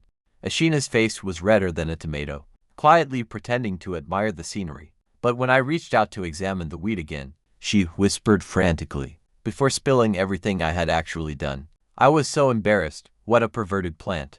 I tried to ask her what she actually meant, muttering it was a pity I forgot. Then she accidentally let a massive slip-up slide, saying, "If you want me, you don't need some weed." She immediately wanted to incinerate every single sprout, but I held her back, telling her to think. If we feed this stuff to our livestock, breeding cattle and sheep will suddenly become completely effortless, and more beasts means unlimited meat. She muttered that you cannot crossbreed them. Cows and horses cannot, but humans and subhumans can. Wait, she panicked. I burst out laughing as she tried to backpedal. That weird plant completely broke her brain. She could not even finish a sentence without embarrassing herself. Since God-chosen heroes have high magical resistance, I had her carefully gather 3 specific samples, potting them into secure jars she could safely handle. The rest of our spoils from Rum Village was downright pathetic. Just 21 silver and 87 copper, a single decent chair, 1 chest, a few shattered pots, and firewood torn from ruined houses. Both greedy humans and beastmen had completely ransacked the village, back during the war years ago. That actually caught me off guard. The fields were completely cleared out. Those nasty, writhing tentacles and flesh blobs were gone. Only toxic ash and scorched ground remained from the monsters. The slaves really delivered, standing there with proud, hopeful faces, eager for their pay. I promised they would all get rewarded. Next up was fixing the grand winery. We needed to replace rotten beams and patch collapses. Plus, clean out that beastly odor. Every corner drafty and freezing. Even my own bedroom, the absolute best room around, was unlivable. But then, my plans hit a massive wall. Blacksmiths or stonemasons. Absolute silence. We did not have a single skilled craftsman here. Chow reminded me that skilled craftsmen were actually free citizens, bound strictly to guilds and greedy lords. And honestly, you couldn't just buy them with gold. And who would willingly move to a cursed wasteland of death? Our nearest bet was Maple City in High Fort, so I decided to go recruit them in person. Classic Chow, though. He immediately insisted it was completely impossible. Naturally, I ignored him, since he only ever points out issues, but actually solving them, zero talent. Now, check out my genius sales plan for this wine.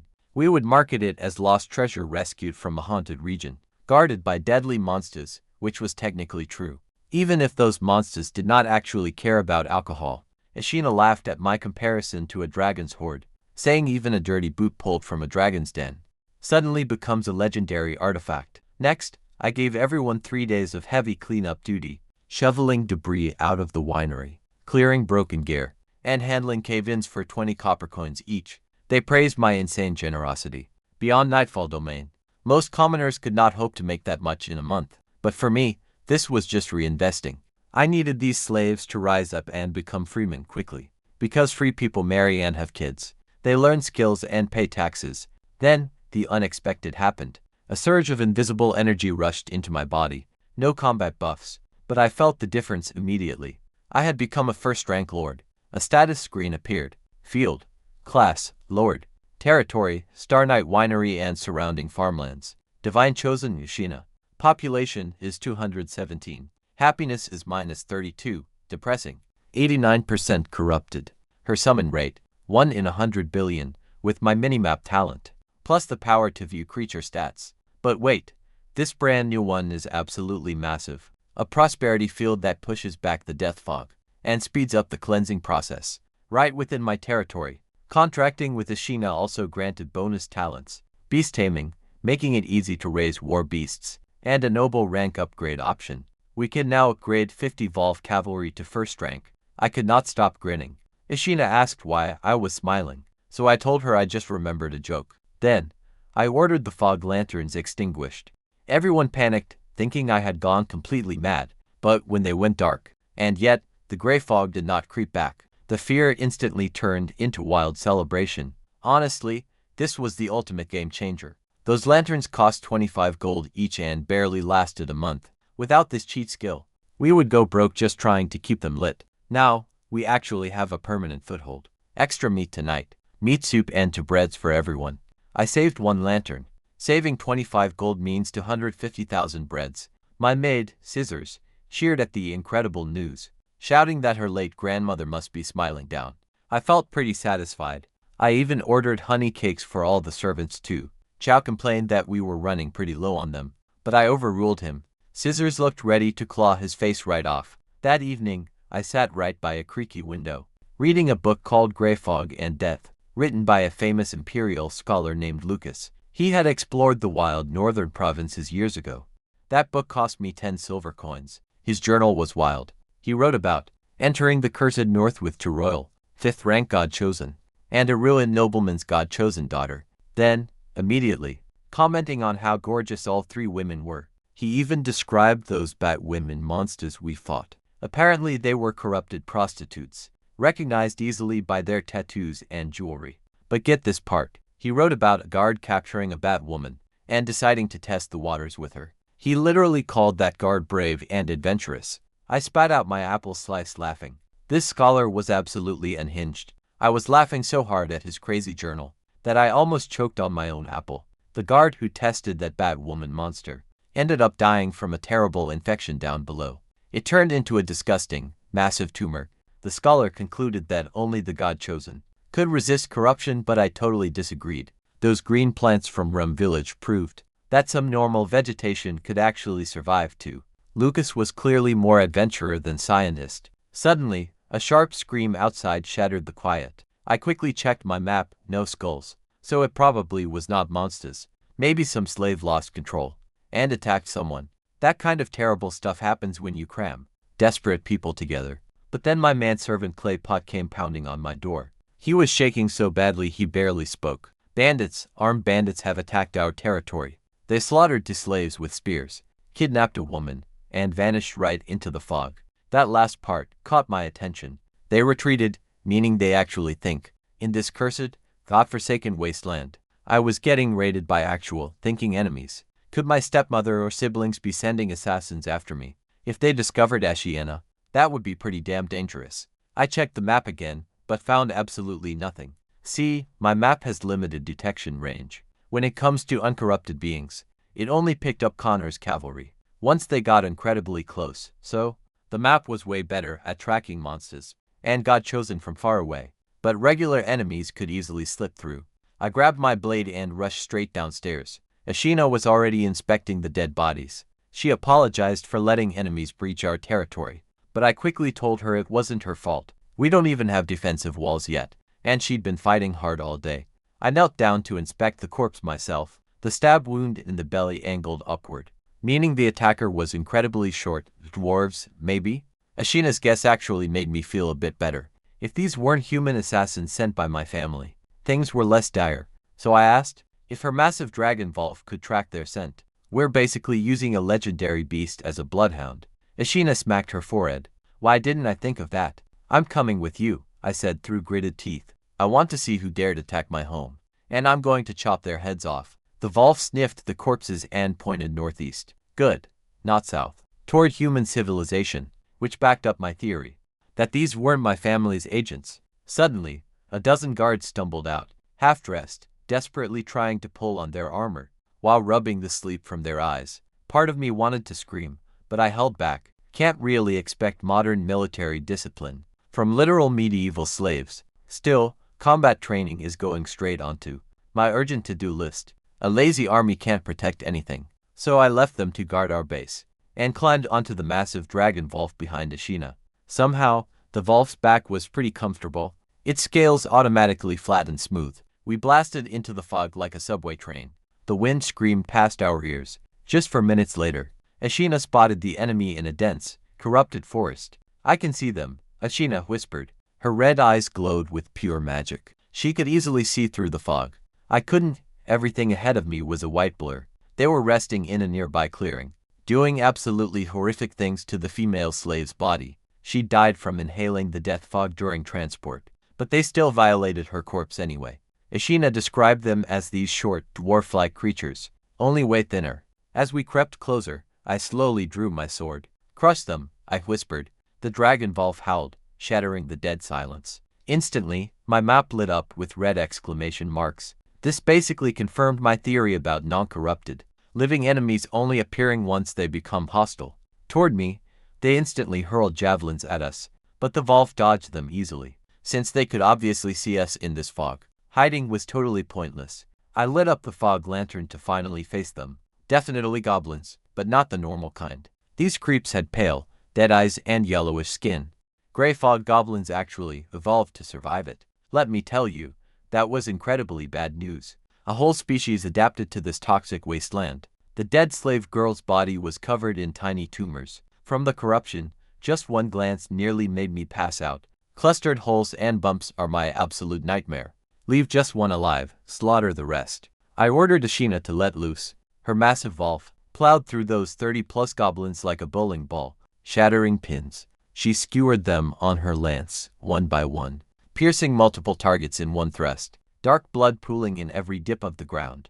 I even managed to slash down some fleeing ones myself, right from the beast's back. You know the trick, we let one run to track it, because a terrified monster always runs home, leading us straight through a corrupted forest, into a camp hidden deep within writhing thorns. This was the infamous Black Forest tribe, roughly 100 goblins, far weaker than the group we just wiped out. Their chief was apparently a brute, related to the Beastman army that invaded the Empire years back, when the humans unleashed the terrible death fog and wiped out almost everything around them.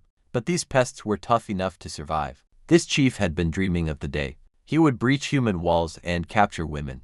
But that dream ends now, when a massive 2-meter-tall dragon Volf stepped right into his camp. The chief shrieked at the cowardly scout for bringing the enemy straight home. Scanning the camp, 100 goblins, all weaker than the ones we already crushed. I briefly wondered what they even ate. Just corrupted plants. But honestly, we are not here for biology class. Burn them all, I coldly ordered. They targeted my people. They are finished. These were no harmless pests. They were an intelligent species, fully adapted to this toxic fog, capable of raiding my land at will, and they would always return. This demanded absolute and total elimination. They prevented from the dragon wolf's throat. Then a massive wall of fire blasted their camp. Corrupted plants shriveled to ash. Trapped goblins screamed as the flames consumed them. Those who weren't hit by the blast scattered around in absolute, mindless panic. Honestly, it looked like pouring boiling water on an anthill. Desperate, the goblin chief led a final, suicidal charge with his 7 or 8 loyal guards. Ashina didn't even bother steering her mount. She just drew her bow, picking them off one by one. Silver streaks flashed, and every single monster dropped dead. They didn't even have time to turn and run. Soon, their entire camp was just scorched earth and white bone ash. Looking around, I noticed their armor was surprisingly solid. Completely rusted out but definitely not crafted by goblins. I scavenged what looked like a piece of royal shoulder armor, which they used as a helmet, but it literally crumbled to dust when I touched it. Completely worthless. There's no market for antiques in this brutal era. Then Ashina pointed out something important. There wasn't a single goblin child anywhere, which meant a hidden nursery was close by. I ordered a thorough search immediately. No way I was leaving a vengeful tribe behind to rebuild and threaten us again later. We finally found the nest hidden under thorny briars. The opening was tiny, but inside was surprisingly massive, packed with absolute trash and rusted weapons. And there they were, hundreds of goblin pups, each about the size of a weasel, all huddled together. Right beside them lay 2 mutated female deer. Their mothers. See, goblins don't have their own females, so they force breed with other beasts at an insane rate. But here's the really terrifying part about them. These monsters learn to use these corrupted beasts for breeding.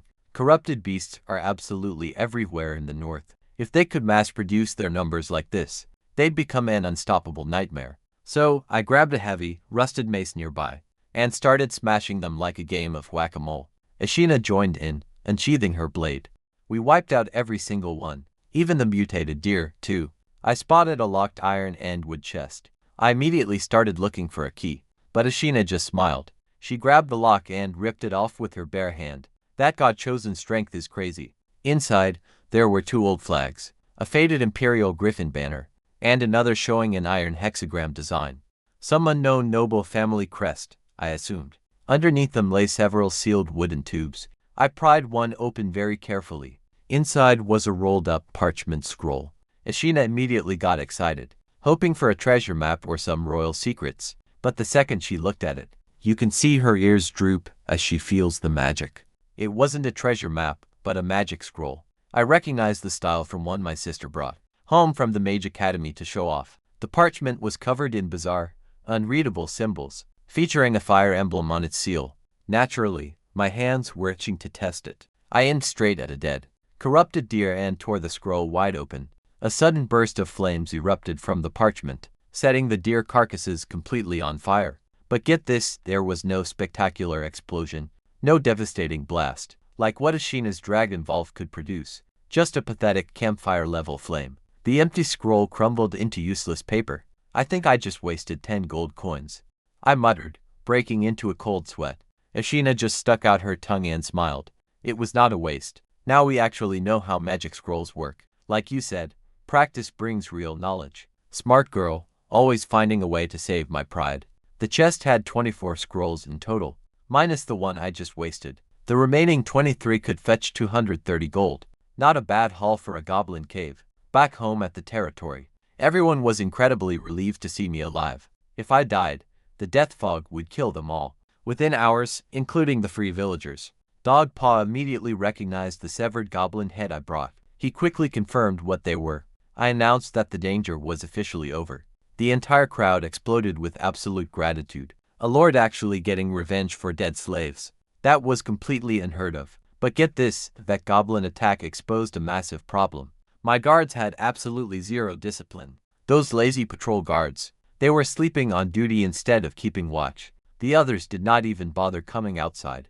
If my loyal manservant hadn't stepped up to help, and Claypot hadn't woken a few up, this entire territory would have been completely slaughtered. Well before anyone woke up the next day, after eating some bread with blueberry jam, I assembled every single soldier. Stand straight, I barked out. They looked absolutely terrified. fully expecting some brutal execution. I originally wanted 30 lash for the worst slackers, but looking at their skeletal, starved bodies, they could barely even stand in their heavy armor. I realized the whip would just straight up kill them, and waste precious healing potions, leaving me with even fewer active soldiers. I thought about it honestly. These guys got just a small pieces of black bread daily. No actual pay, zero freedom. No wives would I even try in their shoes. For the patrol guards, run 6 laps around the territory in full battle gear. Anyone who did not show up last night, 3 laps. Absolutely no cheating. Honestly, they practically wept with relief. Some actually smiled. Running was pure paradise compared to the brutal whip. One guy happily started stripping off his heavy armor. He cheered, "I absolutely love running. Keep that leather armor on and carry all your weapons," I added, right before they started groaning. Then, I dangled the bait. Anyone finishing before noon gets a massive slice of delicious, fresh smoked meat. Every single complaint vanished instantly. They threw on their gear and sprinted off like absolute madmen. The slaves working the muddy fields stopped in their tracks to stare. Only the dozen soldiers, who actually showed up during last night's emergency, stayed behind. Wildcat nervously asked if they could join the run, but I told them no running was needed. They did the right thing back then, so they had earned their share already. Instead, I had a brand new test for them. Standing at absolute attention, military posture training. Do it well, and they would get a bonus egg. The sound of 50 throats, swallowing hard at the mention of eggs, echoed across the open field. Last time I gave these guys eggs, some swallowed them whole without even chewing, and literally almost choked to death. Trust me, they have dreamed of that taste ever since. Now, I was dangling another egg right before them. I showed them the standard military posture, straight from Chinese student military training. Back on Earth, feet apart at an angle, hands pressed flat against their sides, back straight and chin up. Then I personally went around correcting their stances. These guys were my elite soldiers, the future backbone of my whole army. Hold this for 30 minutes, and that egg is yours. Ironhammer tried his absolute best, standing rigid with his butt awkwardly sticking out. He figured this was just some weird noble entertainment, making regular soldiers look like total clowns. But honestly, for a whole egg, anything was worth it. He changed his mind fast. The soft, muddy ground made balancing pretty difficult. Within just minutes, everyone's legs were shaking like wet noodles. The burning pain, the numbness and heavy fatigue felt like hauling heavy rocks all day. Soon, Ironhammer was covered in sweat, silently chanting about that egg to keep going. I just sipped my tea and smiled. Food motivation is truly unbeatable. The moment time ran out, they collapsed like wet noodles. Simply beautiful, my lord. Chow arrived with the wine cellar report, and saw the soldiers collapsed on the floor. Immediately assuming I had mastered the elite, noble, art of creative torture, the man was thrilled. "So, you understand the power of discipline?" I asked, feeling excited that Chow might actually get my point. "The discipline part, anyway. You must keep finding cruel ways to torment these slaves, just to make them stay obedient," he smiled. "Never mind." I slumped back in my chair. Once I told him, the soldiers were getting fresh eggs as a reward. You should have seen his face. He nearly fainted, swearing that no noble in the entire empire had ever done something so absurdly wasteful with slaves. Then, he reluctantly handed me the inventory list. 3 barley beer barrels, 7 of mead, and 7 of olive wine, 24 of black pearl grape wine, plus the real prize, 1 barrel of sparkling wine. Basically premium champagne, far exceeding my wildest expectations. I stood up, pacing with pure excitement. We must turn all of this into gold coins. Instantly.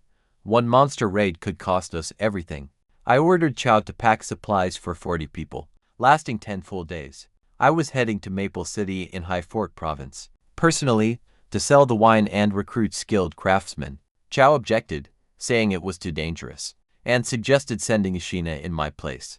"Absolutely not," I snapped. "Without Ashina here, I could never protect the winery, and without my system map to guide her, she would run straight into massive corpse hordes. Besides, sending an elite divine chosen to do negotiations would broadcast to the whole empire that a weak, friendless little baron owned this priceless asset. My vicious stepmother would dispatch assassins within a week. I cannot lose Ashina, nor can I ever reveal her existence."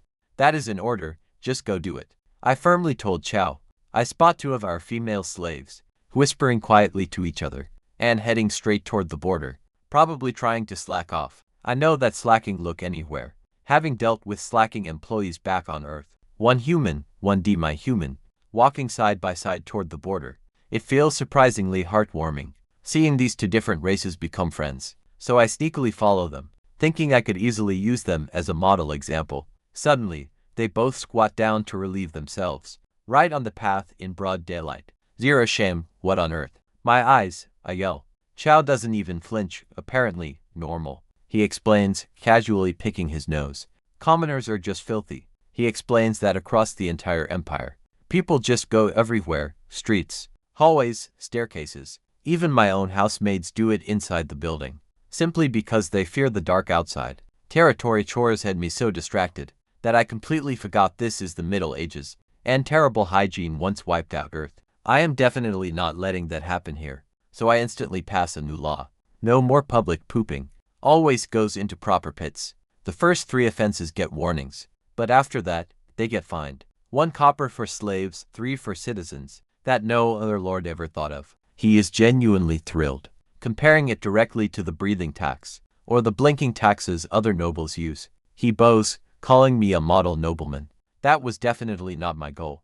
But hey, whatever makes him enforce it. I keep training the recruits until noon, before finally meeting with Ashina. She had cleared the barn area, wiping out every single corpse there, but the barn itself was mostly collapsed, and all the food was completely rotten. So, I built a clear system. Ashina handled heavy combat completely solo. Her raw speed meant regular soldiers only slowed her down. Our guards, focusing on cleaning up small straggler groups. I supervised everything, while occasionally giving Ashina ear and tail massages as quick stress relief.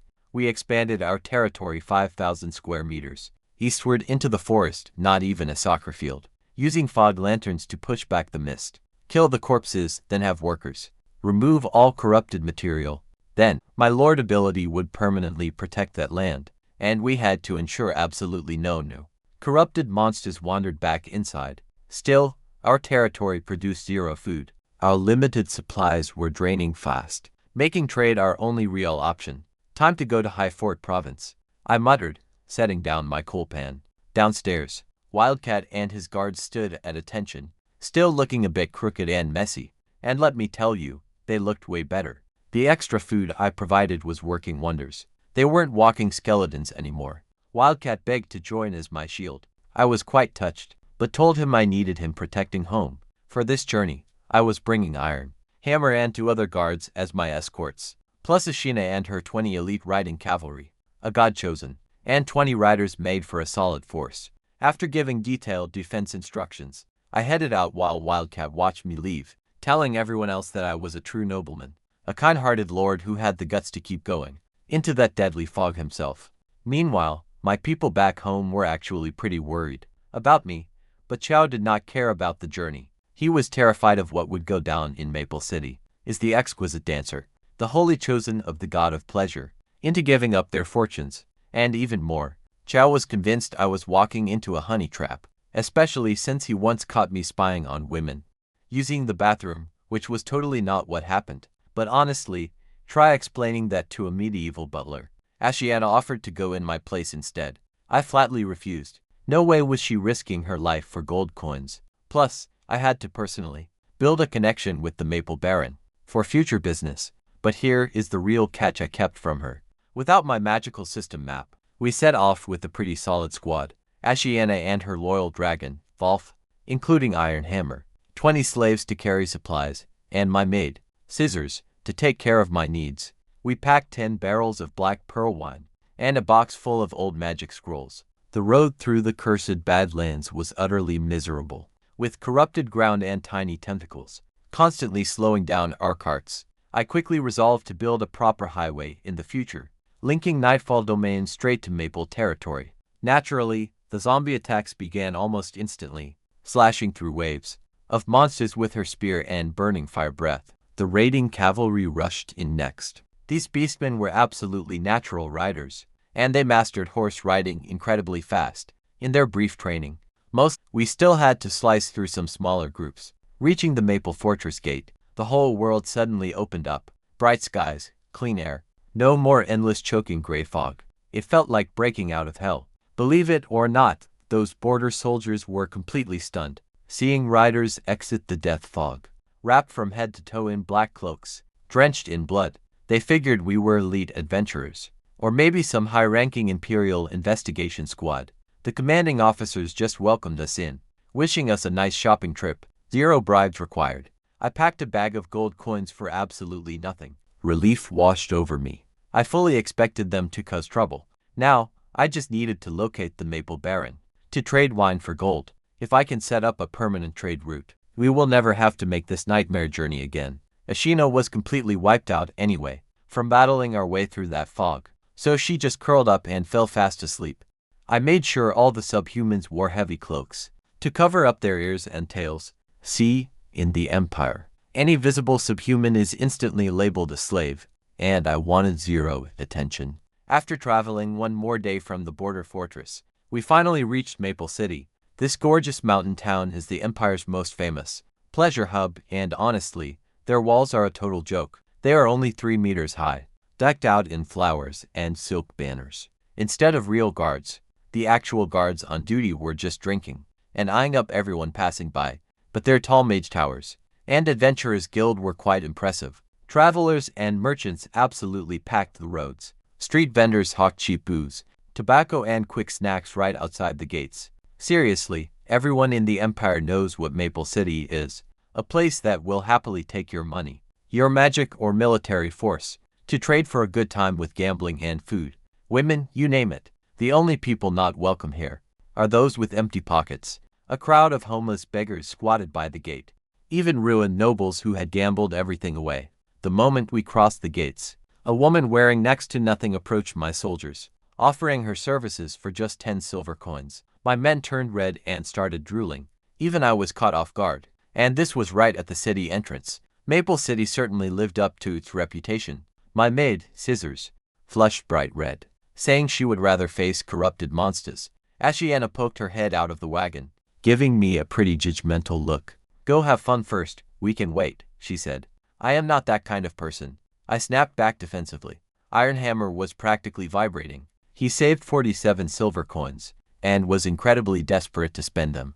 I told him to keep saving. This would not be our last visit. Earn your freedom first, then enjoy yourself. I sent Ashiana and the cavalry to buy food and rest at a roadside inn. Then I headed to the Maple Estate, quite alone with my trade goods. Baron Simon. Simon had built his manor right in the city center. Quite unusual for a noble, but you see, he loved the noise. A woman in what was basically a silk swimsuit greeted me right at the gate, with a deep bow that showed off pretty much everything. She led me inside to a steamy and smoky interior. For a second, I almost thought I was back in the death fog. Then comes the soft giggling. About 8 naked women are splashing, right inside a steaming hot spring. My heart rate spikes, not from desire, but from the absolute terror of offending the Baron's wife. Then, a deep, rather goofy voice calls right out, "Hayfield, do not be shy, those girls are yours. Help yourself." My first thought, this guy is pretty generous. But wait, it is a total trap if I sleep with them. And if she gets pregnant, Imperial law grants that child direct inheritance rights to my land. Maple territory would basically swallow up Nightfall domain. 3 joint rule. A classic noble scam. The maid leading me even tries stripping my clothes. Right there, I quickly pull back, straighten my robes and speak very firmly. Thank you for this warm hospitality, Baron Simon, but I came to talk business with you. I know all about his exquisite dancer, that famous god chosen with seduction powers. I am definitely not getting drained of all my assets, only to be thrown out, like those ruined nobles begging at the gate. Besides, after seeing Ashina's beauty every single day, these average girls just do not interest me. Baron Simon Maple welcomes me, immediately flattering my late father, and the Rose family's legendary god chosen. He is just a short, pale, chubby guy covered in freckles and weird bumps, lounging around with 2 naked servants, spitting cherry pits right onto their bare skin, while they giggle. Absolutely gross, right? But not my problem, as long as he buys my wine. We exchange the typical, boring noble pleasantries. He is quite impressed I survived those cursed lands, and offers to invite me to secret, underground banquets, featuring real elves and mermaids, since the last batch was literally cooked and sold to other nobles. My stomach was turning, but I kept my poker face locked. Before revealing the wine, I had to set the stage. I had Iron Hammer bring in the giant monster skull of that winery rat beast. This thing was easily the size of a man's chest, armed with horns and razor teeth. Watch how I spin this wild story. I claimed to Simon that the beast was actually a deadly rat demon, covered in glowing purple magic fire, with claws that ripped armor to shreds. I said it burned 7 of my knights to ashes in its first strike, and tore through our lines 7 times. I described the pure horror of watching my elite knights get slaughtered, until the goddess finally answered my prayers, and struck the monster with holy lightning, giving my surviving men the chance to finish it. Simon swallowed the lie completely, tracing a sign on his chest, calling our survival a pure miracle.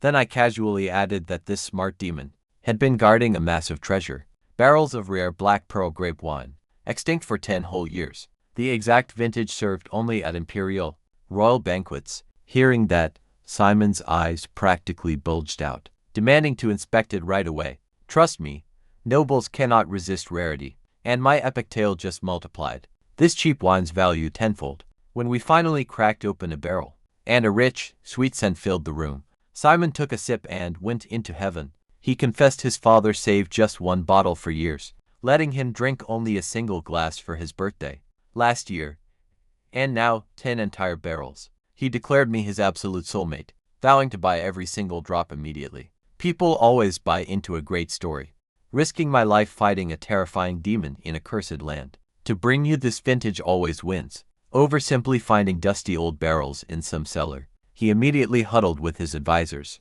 putting down 500 gold coins per barrel. Exactly 500, what my father gave me, to build Nightfall Domain.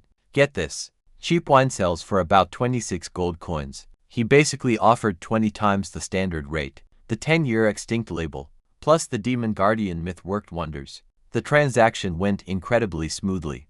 10 barrels of black pearl sold for 500 gold, around 50 per barrel at auction.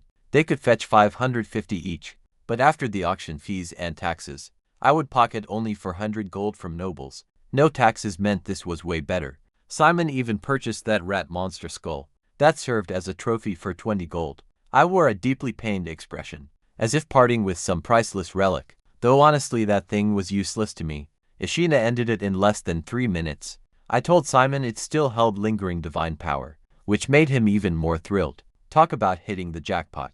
Over 5,000 gold, unreal. But I was not foolish enough to transport it through that deadly toxic fog. I put 3,000 in the Imperial Vault in Maple City for a 30-coin charge. This proved to Simon I would be back again, while keeping my gold safe from thieves on the road. I had zero doubt Simon was secretly plotting to claw those funds back. And indeed, after spending all those riches, Simon grew desperate, grabbing my arm to drag me up the stairs, promising his city's greatest hidden treasure. I knew exactly what he was offering. That god-chosen and stunning dancer, the beautiful seductress who ruins wealthy nobles. Sidestepping the trap, I switched topics. Are giant wolves available for purchase? I need a large batch, Simon said. Wolves are rare, only found in nomadic lands. I explained that.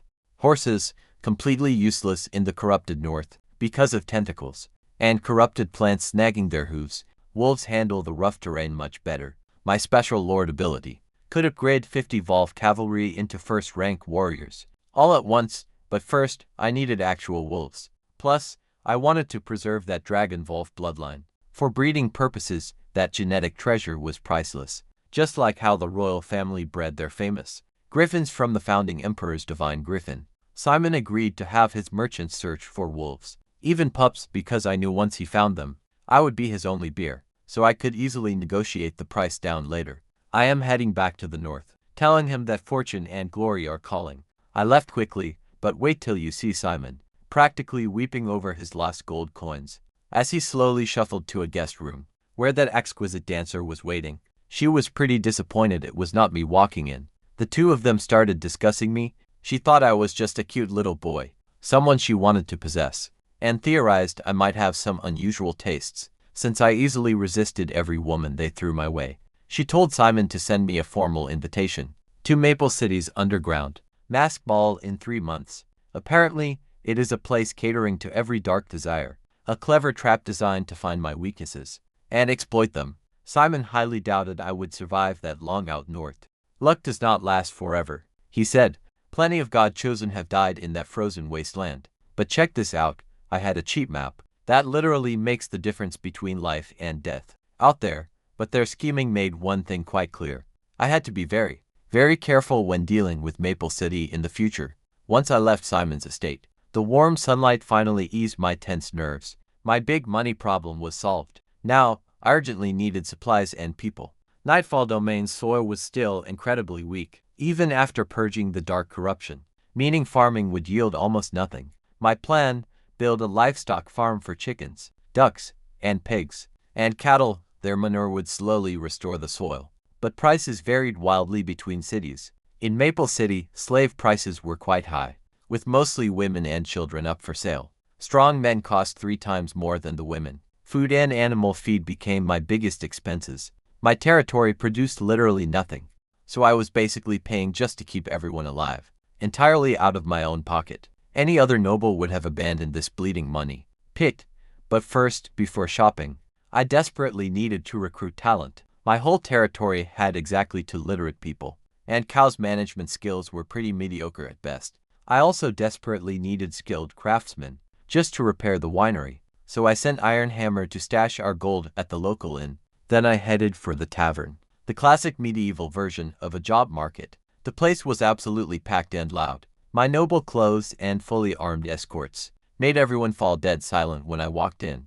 Probably thinking I was actively hunting a fugitive, I casually ordered 3 beers and tossed over some silver coins with a very generous tip. Once the room relaxed, I asked the bartender for news. First big rumor: someone had stolen heavy military equipment right from Baron Bull's fortress. Count and Blungen was already investigating and claimed over 2,000 sets of armor were missing.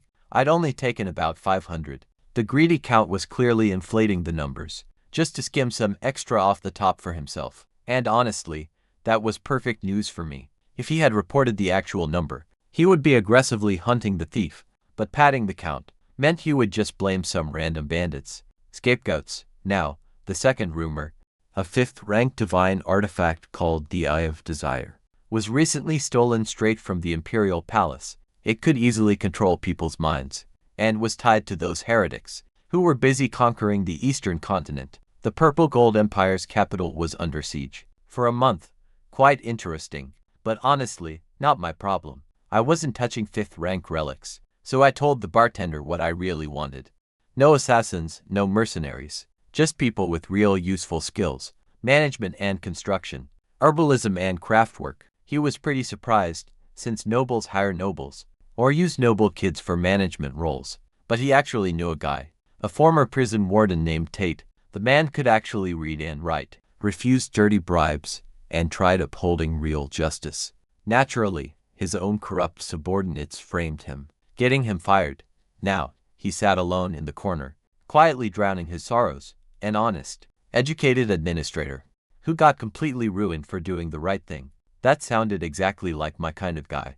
I nodded, but then the bartender suggested someone called Horse Hunter Doom. Apparently, this absolute lunatic snuck into a lord's stable and violated a stallion. Somehow, he talked his way out of a hanging. The bartender even suggested I hired this freak as a diplomatic advisor. Seriously, I nearly lost it. No way was I letting that complete weirdo step anywhere near my war horses. Tell me more about Tate, I said, quietly wiping sweat from my forehead. I sat down right across from the ex-warden. He was a pretty tough-looking, middle-aged guy sporting a very thick beard. I introduced myself directly. I'm the field lord of Nightfall Domain. I need someone who can read and write, manage a team, and keep an eye on things. Tate claimed he could read and write. A monk taught him, years ago, but his only skill, managing prisoners. So I offered him triple his salary. Yet he refused, mentioning his wife, daughter, and mother. Going north meant certain death. I pushed back. Is staying here really safer? You got fired just for being honest. Your old enemies and the local gangs are likely already plotting their revenge against your family. His face flushed with fury. I had hit the exact nerve I wanted. After some more convincing, I proved that a cursed wasteland could actually be safer than a corrupt city, packed with people who wanted him dead. I tested his knowledge for about 15 minutes, then laughed, and tossed a heavy gold coin down as a bonus. Talk about a massive shock. I told him to meet me at the inn tomorrow noon. Next up, a woman in highly revealing clothes leaned over and spoke. The woman knew someone I might want to hire. She tried her direct sales pitch first, offering a quick look at her treasure cave. For just 1 silver coin, I handed over the silver for intel instead, and told her to finally be serious. She seemed utterly baffled by a decent gentleman, but mentioned a highly skilled carpenter named Grey Dog. He had amazing skills and was seeking work. I dashed straight to the merchant guild. Guess what? I was too late. Grey Dog had already been snatched up by someone named Kutch, an economic advisor working for my brother, Adrian Rose, that exact same brother, who killed my previous host's girlfriend, and literally bragged about it to my face. Then, Kutch himself walked right in. The moment he saw me, his face went pale. He grabbed his son's arm tightly, and began wildly babbling about ghosts. Apparently, after I went up north, the entire Rose family had declared me dead. They even emptied out my old room, and threw a massive mourning party. That was actually just a celebration. I am not dead yet, I said, stepping right up to him with a cheeky smile. Kutch was a pretty slick merchant, decked in a wealthy cloak and fine leather boots. He quickly recovered, putting on a fake smile, claiming he was absolutely thrilled to see me alive, and that my dear brother missed me constantly. Sure he did, that brother, who literally promised to kidnap and torture anyone I ever loved, deeply missed me, and Kutch could not even bother to bow. I am also glad to see you, I replied smoothly. Addressing my brother's financial advisor, he proudly beat his chest and offered to help with anything I needed, claiming Adrian would be quite happy to assist. Honestly, would you believe a single word? But I kept smiling. The real question was, could I somehow pry that carpenter away from him? So I went straight to the point with Kutch. I need a carpenter, specifically the Grey Dog. You offered your help, so just let me have him. Kutch's smile instantly froze. He was only making polite noises, never expecting me to actually take him up on it. He sputtered some excuses about Adrian's territory, urgently needing a stable built first. I quickly put on my best pathetic, disappointed face, looking exactly like a kicked puppy. Fine then, my brother always comes first. I have always loved him. Inside, I was laughing coldly, but Kutch and his son fell for it completely. The very moment I left, I could easily hear them mocking my weakness. Kutch's arrogant son called me a sick dog, who could not even fight for a carpenter, while Kutch himself guessed I had probably never even set foot up north, and had just run off to Maple City to party.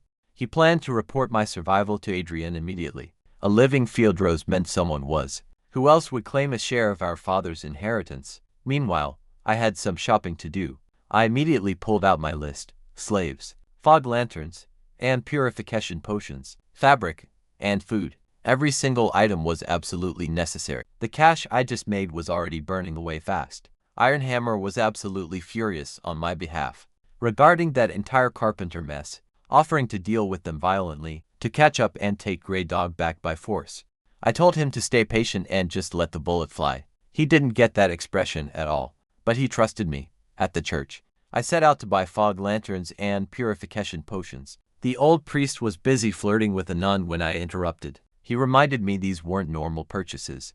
No, they were offerings and atonement. That was 25 gold per lantern and 1 gold per potion. Complete highway robbery, but only the church held these secret recipes. I quickly did the math. Clearing just 1 single acre of farmland required 3 potions, and each fog lantern only lasted 25 days. Maintaining my own territory would burn through 20 gold coins daily. Purify a single well required 80 potions. I was ready to buy up their entire stock, when some big-nosed guy suddenly barged right in and offered to pay 10 more gold coins than me. The priest instantly flipped over to this new devout customer. I bid 30, but he instantly bid 31. Right then, I stopped. Paying 30 extra gold was insane, and I wasn't even sure whether this guy was a church plant, meant to drive up the prices. But you know I wasn't about to let this slide, as that loudmouth walked away with all my supplies. So I quietly slipped a small bag of shiny gold coins to one of my guards, and whispered instructions. As I turned the corner, I heard that big-nosed guy laughing loudly behind me. Then came Kutcher's son. Lance ran out from a nearby alley to congratulate him. They planned this whole thing. This prank was Lance hiring a guy to outbid me, using Kutcher's cash. They planned to return the bought items right after, and claw all their gold back. They laughed hysterically about how funny my shocked face looked. joking that Lance would put humiliated a nobleman right on his own tombstone. They felt completely safe under Adrian's protection. After all, Adrian had literally killed the previous owner's girlfriend, and nothing happened, so what could I possibly do? They wanted to follow me around and keep playing dumb tricks like this. But get this, I had already sent my personal guard straight after that big-nosed guy with highly specific orders. The trap was about to spring. I headed to the Mage's Guild to sell my magic scrolls. The old wizard looked like Gandalf. He checked them, offering 100 gold, so I demanded more. But he explained that magic gets weaker over time. Unlike fantasy stories where old means super powerful, old magic here, just outdated junk. We settled on 150 gold. Then I noticed a familiar figure lurking nearby.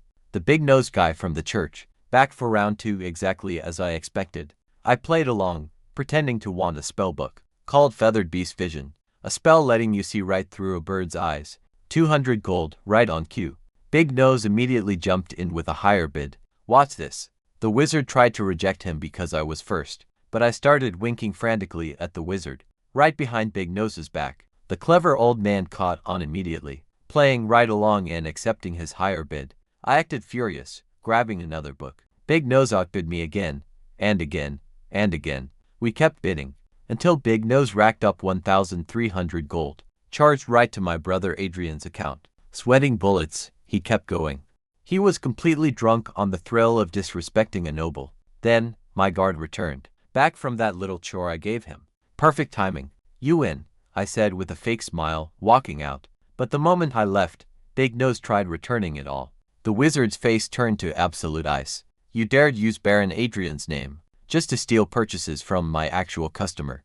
And now you want refunds. I am the chief mage of Maple City. Try that again, and I will turn you into a sow for the butcher. Big Nose desperately begged to at least get base costs back, willing to eat the markup, but the wizard refused. Adrian would have to come personally to get any refund. He stumbled right out, carrying a mountain of expensive magic books he could not afford, mumbling that Lance was going to get him killed. Watch closely, my secret plan starts here. See, when he outbid me at the church earlier, I immediately dispatched my personal guard to hire street thugs. The bartender mentioned a killer named Pockmark, a guy who would kill his parents for 20 silver. I paid them to wait for my sign. A dozen ragged, desperate men armed with rusty knives suddenly swarmed Big Nose in the alley, screaming that he slept with some guy's wife. They stabbed him in the throat before he could scream. Blood sprayed everywhere. His guards and helpers were completely butchered next. Right at the end, Big Nose finally put it together. I hired those murderers. The very moment he took those church supplies from me, he cursed Lance with his dying breath for pushing him to provoke a powerful noble. You see, that is how this brutal world works. A noble can have a peasant wiped out and never face any consequences. Just slip a few coins to the right people, and those street thugs get released within weeks. Dead men do not pay bribes, while the living surely do. Lance stood across the street watching the whole disaster, clutching a sweet cream cake he bought to celebrate my downfall. The dessert almost slipped from his trembling hands as the panicked crowd screamed and shoved. Amidst all that chaos, Iron Hammer and my personal guard strolled through the mess, fully armed as they led away the horses of the deceased, taking along all the heavy cargo, including the expensive church supplies, bought with funds from my own brother. I stared back at Lance from the other side, still holding his frozen cake, staring in complete shock. Our eyes finally locked. Pretty fun, right? And slowly dragged a finger across my throat. Then I simply turned and walked away. Honestly, my mood was absolutely fantastic. I just scored nearly 2,000 gold coins worth of loot, rare magic books, fog lanterns, and purification potions, all funded directly by my brother Adrian. Tossing aside your precious morals truly makes the gold pile up faster. Forget complex strategies, here is the real lesson. Sometimes, you just pay 8 gold coins to some local thugs and solve your problem permanently.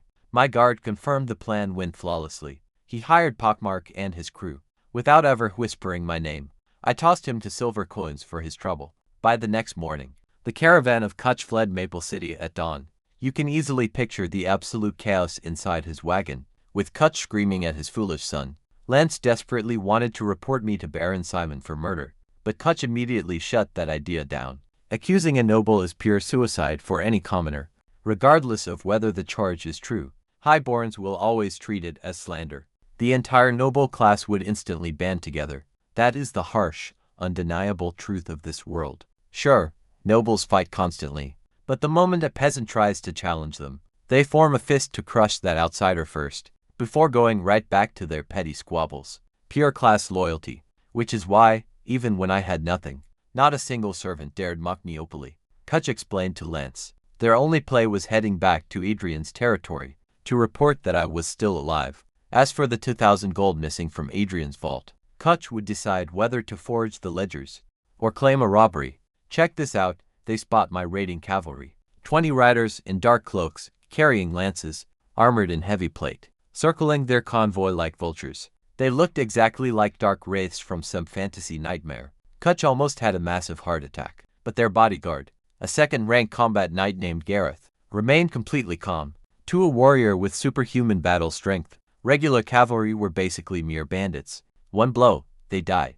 Now tell me, how do you solve a problem like that? Only 20 riders, but they were still only normal soldiers. Up against a real combat knight, they stand no chance.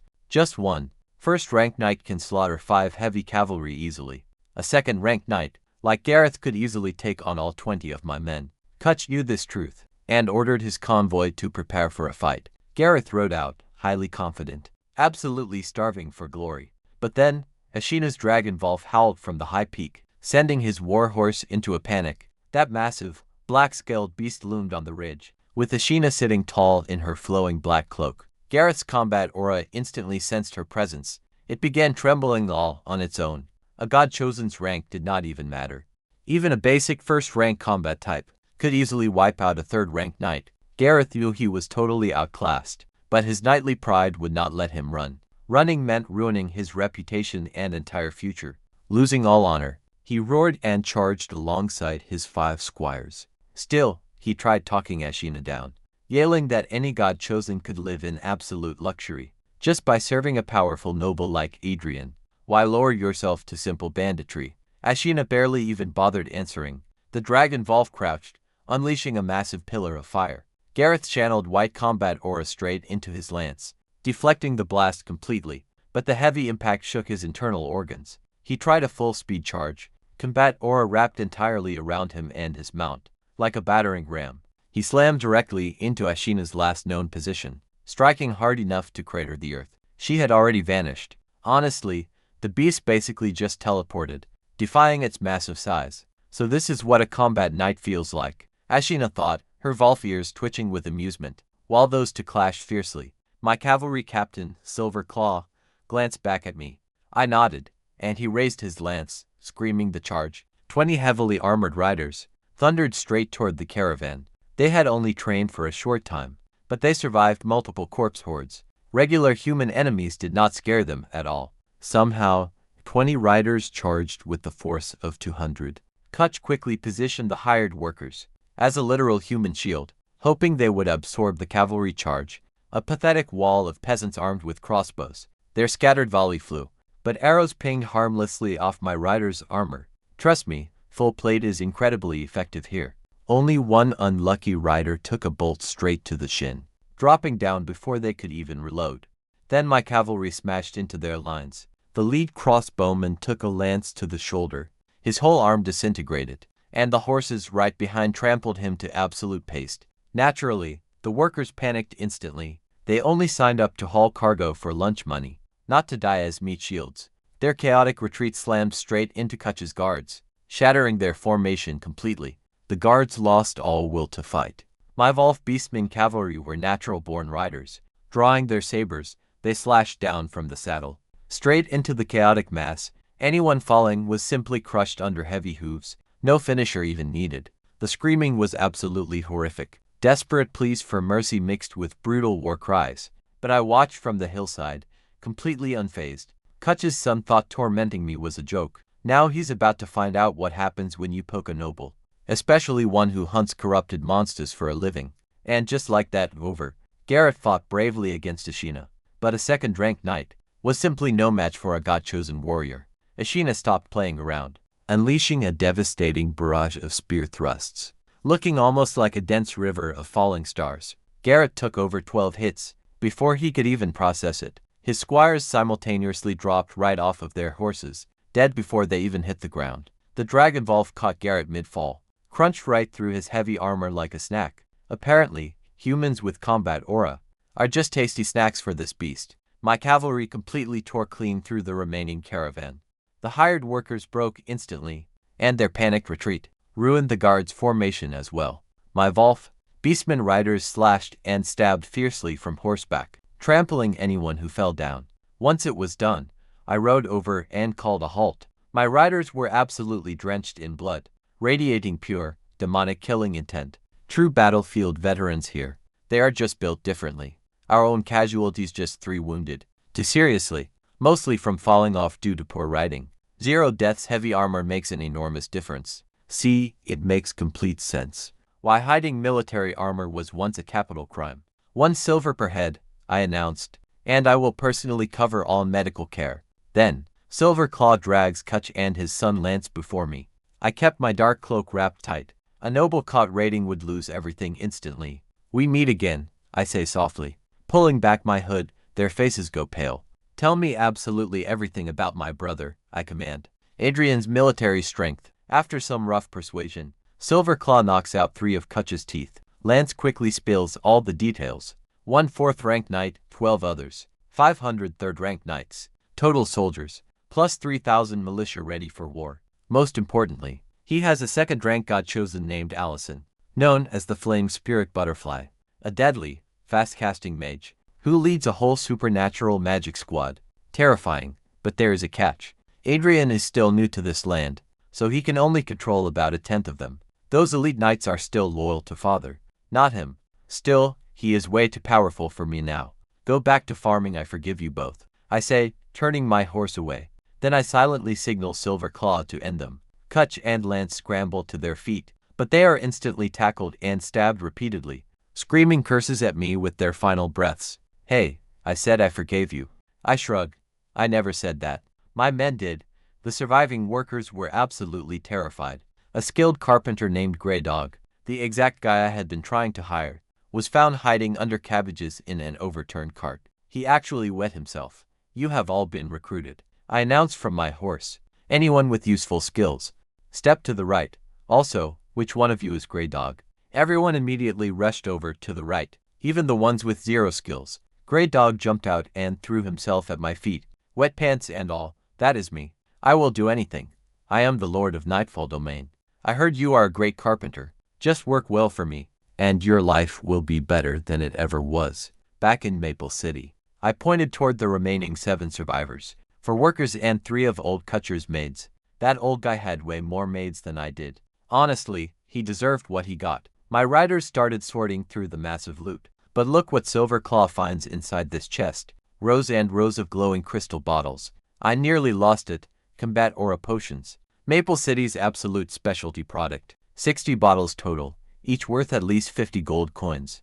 These are exactly what knights need to level up. Completely useless for God Chosen, and useless for me personally, since I had missed the age window for awakening. Combat aura, but incredibly valuable for trade, or for building up future knights. After 30 minutes of non-stop looting, the total haul was absolutely staggering. 60 potions, and 327 gold. A 2nd-ranked knight's full armor and weapons. A cart of silk fabric, and a chest of healing potions. 12 pack horses and some miscellaneous goods. Estimated value around 5,000 gold coins. We are family, I said cheerfully. What is his is mine. 1 quick cavalry raid. Earned as much as my dangerous wine run. See, I guess crime really does pay in this world. We returned to the inn outside Maple City. There stood Tate, waiting nervously. He'd sold his house, terrified I wouldn't show up. Seeing me, he actually cracked a rare joke. Something about pocketing that gold coin I gave him. I chuckled, telling him he'd have missed 10,000. His family tag-along featured an old buck-toothed mother, a pretty plain-looking wife, and a surprisingly gorgeous daughter. Wearing a blue dress, I welcomed them warmly. Thanks to my brother's massive gift, covering fog lanterns and purification potions, I had extra cash left for buying slaves. 300 total, 200 men, mostly weak, older guys. See, Maple City's peaceful vibe meant strong. Workers were quite rare and expensive. Next, 3 months of food and feed, 5 cows and 20 sheep. 2 war horses, 25 pack horses, fancy furniture and nice clothes, and 3 carrier pigeons. Total cost. Tate instantly proved his worth, though, dividing the new slaves into 2 groups, based on strength, sorting cargo perfectly, keeping the whole caravan from collapsing. The following morning, stepping outside my tent, boom, total surprise.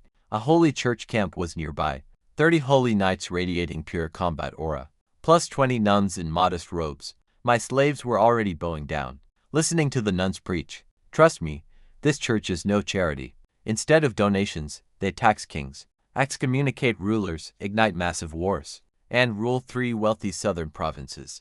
Over 100 nations worship their holy light, a goddess known as Mother of all gods. Even if nobody has actually seen her, the only real proof is their God chosen.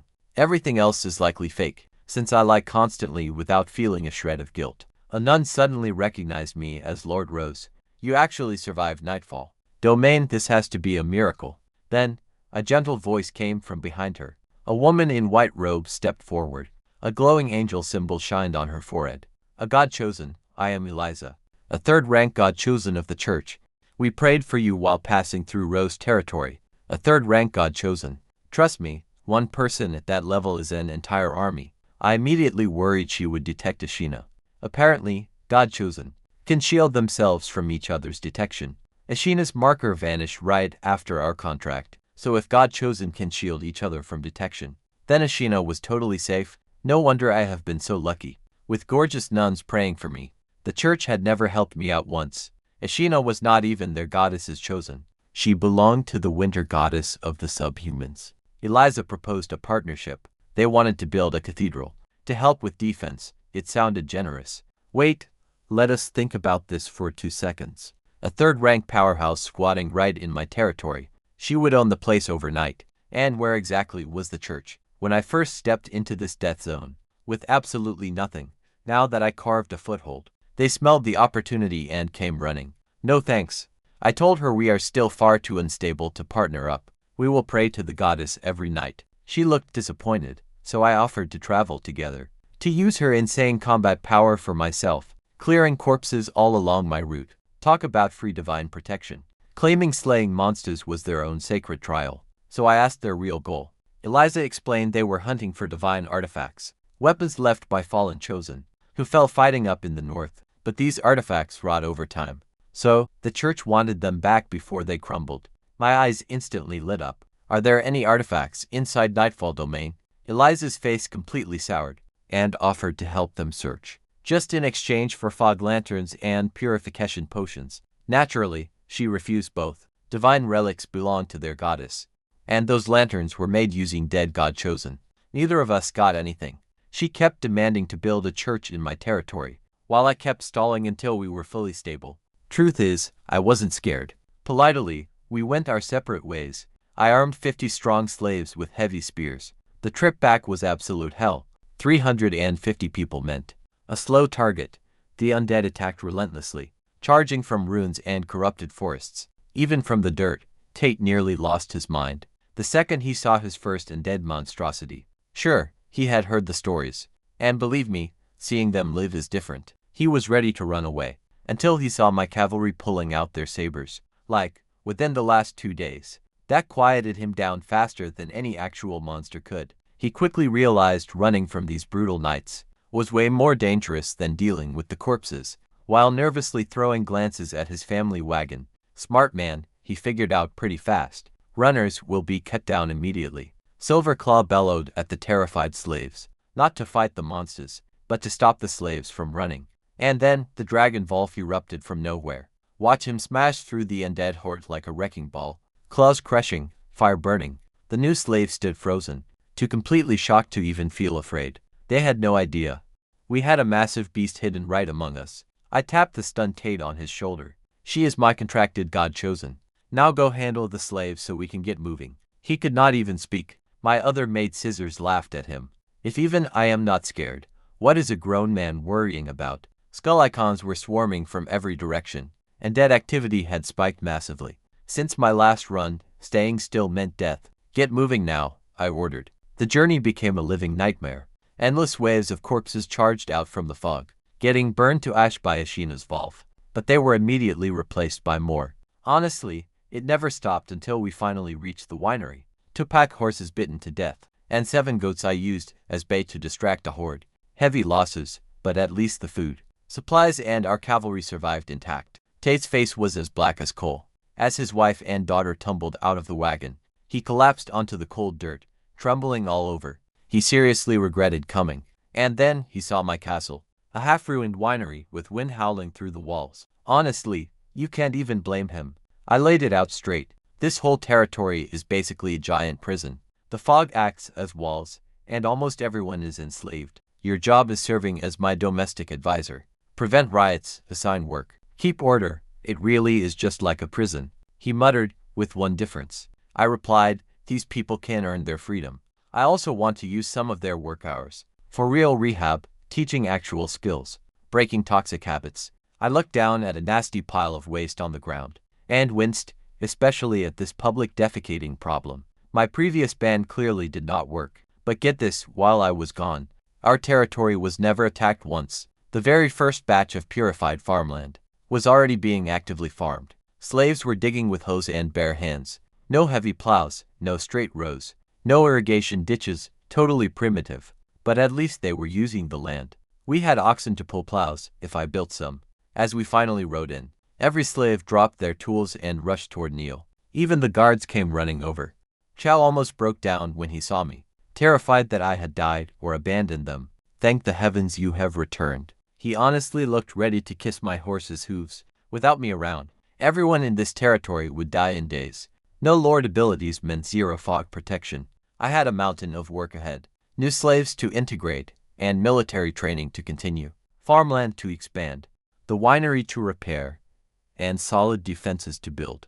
But we were alive, with supplies for 3 months, and my territory was slowly growing. All credit goes to Ashina and the brave soldiers. I swore I would never speak of my map. That secret belonged to me alone. Ashiana looked pretty exhausted. Dark shadows hung beneath her pretty eyes, yet her Volf ears gave a happy little twitch. She had been hunting undead for days straight. Lately, she copied my calm public face, keeping her playful side hidden for when we are alone.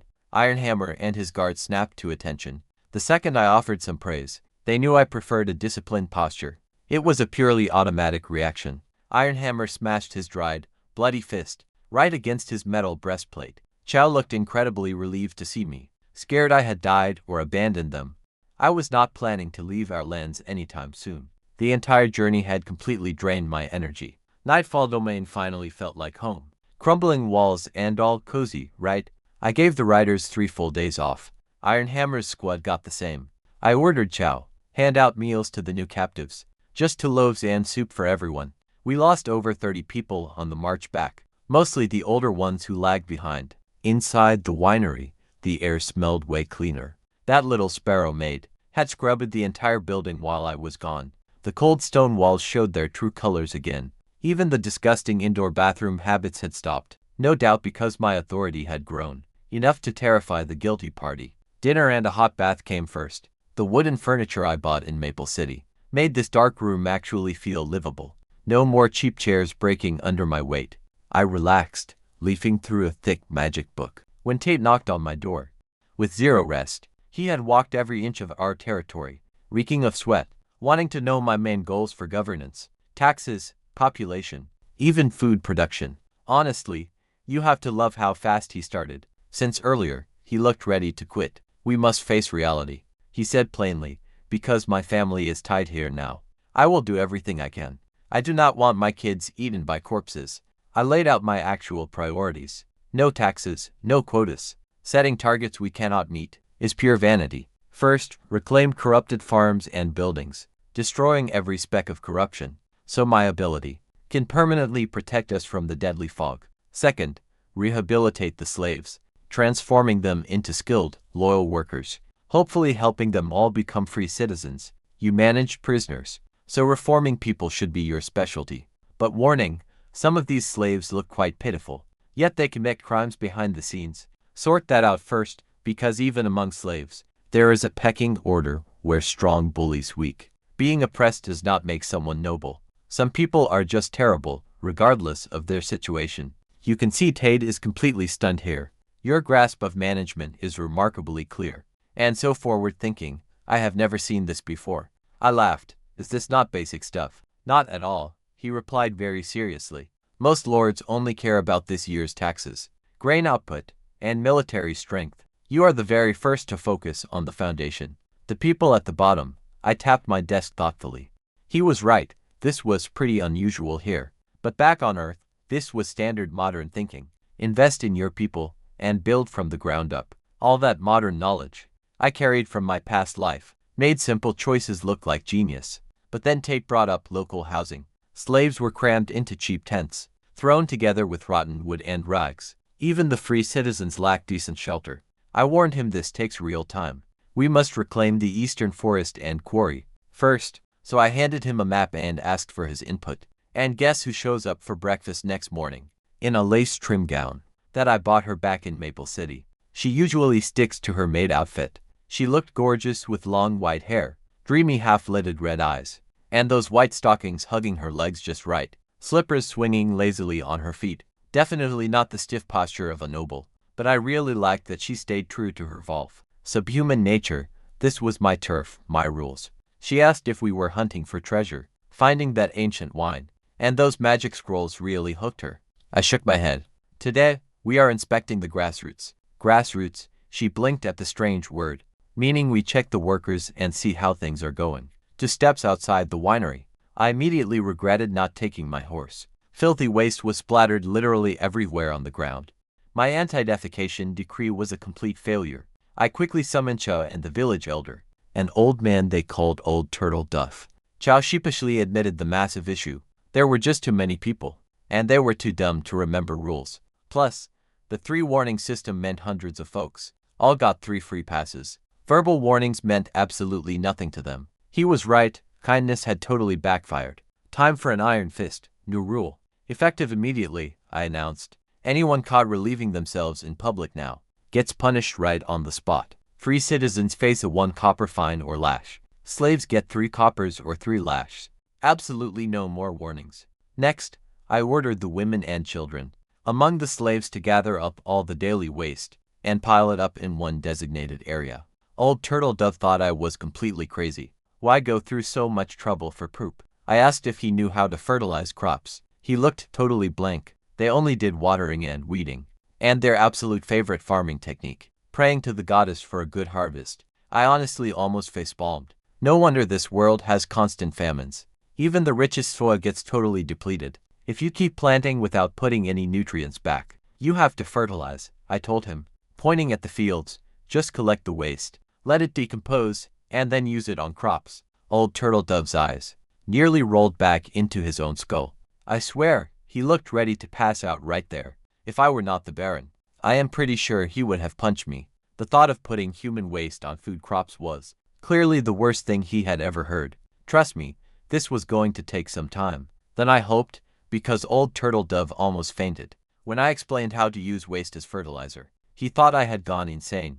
Putting filth on the goddess's blessed crops would cause plagues and droughts. He farmed his entire life, and was absolutely sure he knew better. Even Chow agreed with him, saying, only magic and the God-chosen could improve crop yields. Everyone simply needed to pray harder.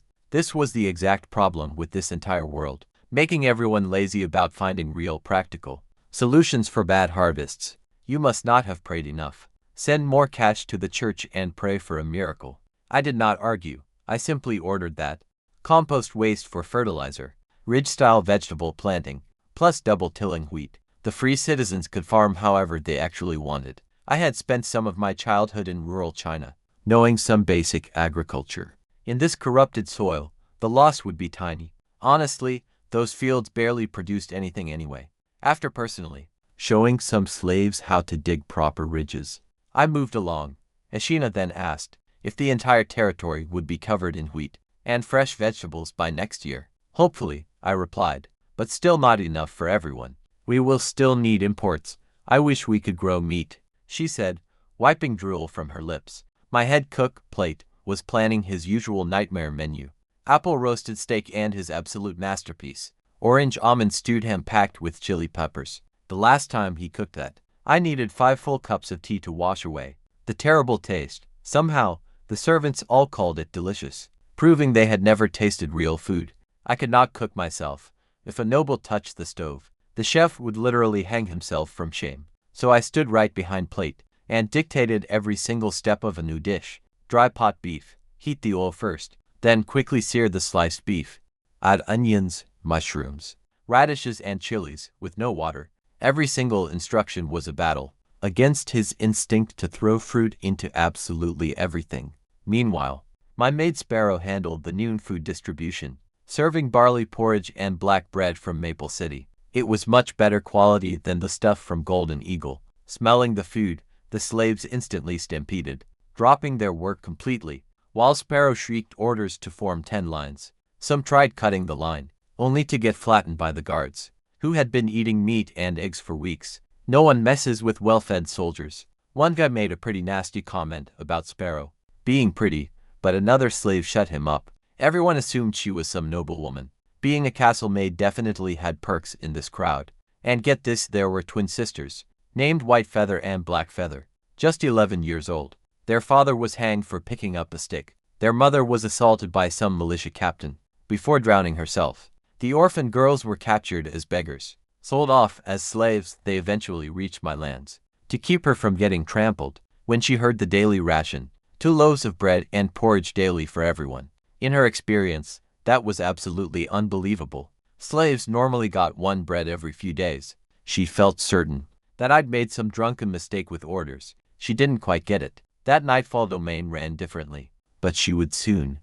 Meanwhile, I was busy cooking, teaching Plate how to make dry pot beef. The lunch distribution was happening right outside. I ordered 2 loaves of bread and porridge for every single person.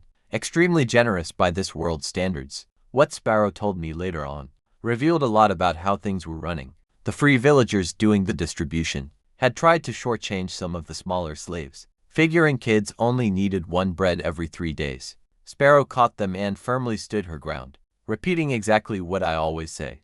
At Nightfall Domain, every single thing was still brand new. The guards backed her up with a cold, menacing stare, and that greedy villager quickly backed off. Awesome. The system was finally working. My fully fed soldiers strictly enforced my rules, and the servants I empowered carried my authority. But it also proved that without my constant supervision, those struggling at the very bottom would gladly cheat anyone ranked even lower. Human nature simply never changes, even when everyone is suffering together. Among our slaves, there were twin sisters, named White Feather and Black Feather, just 11 years old. I did not know their story back then. Their poor father was hanged, just for gathering firewood in a noble's forest. Their mother was brutally assaulted by a militia captain, so she drowned herself, leaving them as slaves. Before finally reaching my territory, like all the slaves, they only ate 1 loaf, saving the other. White Feather warned her little sister, they must never eat everything at once. Good times never last long, and who knows when the Lord might change his mind. The little sister wept bitterly, but obediently handed the bread over. Almost every single slave did this. Even with the merciful Lord ruling them, the greedy supervisors below him are not. Today's greedy villager proved that point. Back inside the busy kitchen, I finally got Platt to follow my recipes for his signature dry pot beef dish. First, sear the sliced meat, then add onions and mushrooms, plus radishes and chilies, 0 water. No fruit. He stared at me, like I was committing the ultimate culinary crime. But when the plate reached the table, they stared at the food in horror. Scissors even said it looked like dried manure, or her aunt. No broth, no fruit. How could this black mess even be considered food? Yet, it smelled amazing. That strange aroma actually got them biting. Meanwhile, Clay Pot was already planning to report Scissors. Sparrow nudged Scissors. Scissors totally panicked, offering to clean everyone's messy rooms. To win forgiveness, after all, this was my world. Guards willing to kill for an egg. Servants backstabbing each other just to gain favor. Slaves hoarding dry bread like treasure. And a master chef putting oranges on every single dish. Peak cuisine, apparently. Messy, brutal, chaotic, and human, but slowly, step by step, I was building something that actually worked. And get this, my servants loved the beef. Sparrow took a bite and instantly lied, swearing it tasted completely awful to hoard it all. But they saw right through her. They swarmed the plate and finished it in seconds. Even Scissors, who compared it to manure, was happily licking the dish clean. Meanwhile, plate. The cook completely lost it. His whole philosophy of food, that fruit matches everything, was totally shattered. Honestly, I thought it was just okay. Way too salty and lukewarm. Plus, someone added sweet curry powder. Ashina couldn't talk. Since her cheeks were stuffed like a chipmunk, she just flashed me a thumbs up. I planned on resting 3 days, but by day 2, restlessness kicked in, and lethal dangers surrounded us. Sitting idle made me pretty anxious. Opening my door early that morning, Ashina stood waiting with her spear and bow, drenched in fresh, warm blood. She was out clearing corpses completely on her own. My map showed a brand new empty zone, which was quite obviously her doing. God-chosen stamina is unreal. But she had pretty concerning news.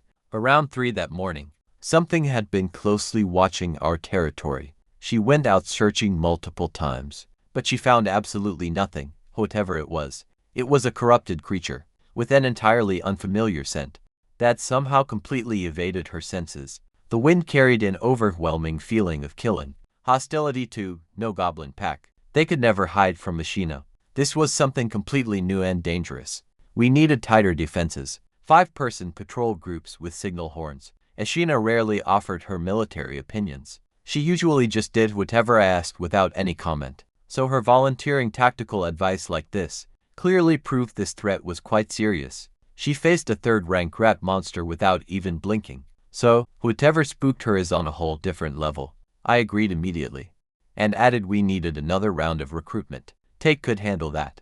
My priority today was the lumber yard. We desperately needed wood for building our defensive walls. I will protect you with my life, Ashina said solemnly.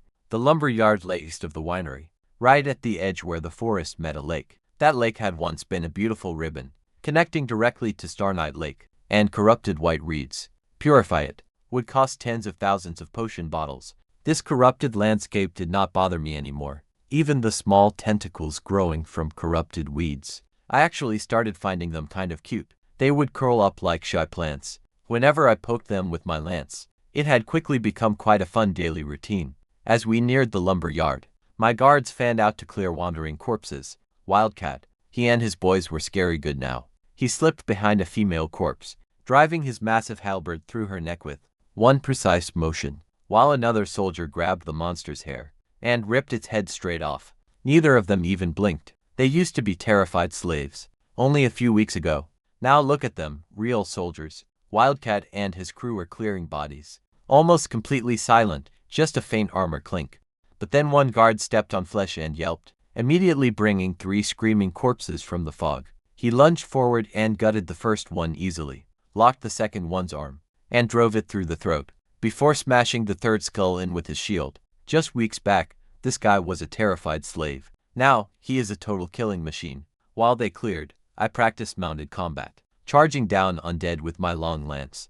Ashina rode right beside me on her Volf, coaching my technique, shouting not to slow down.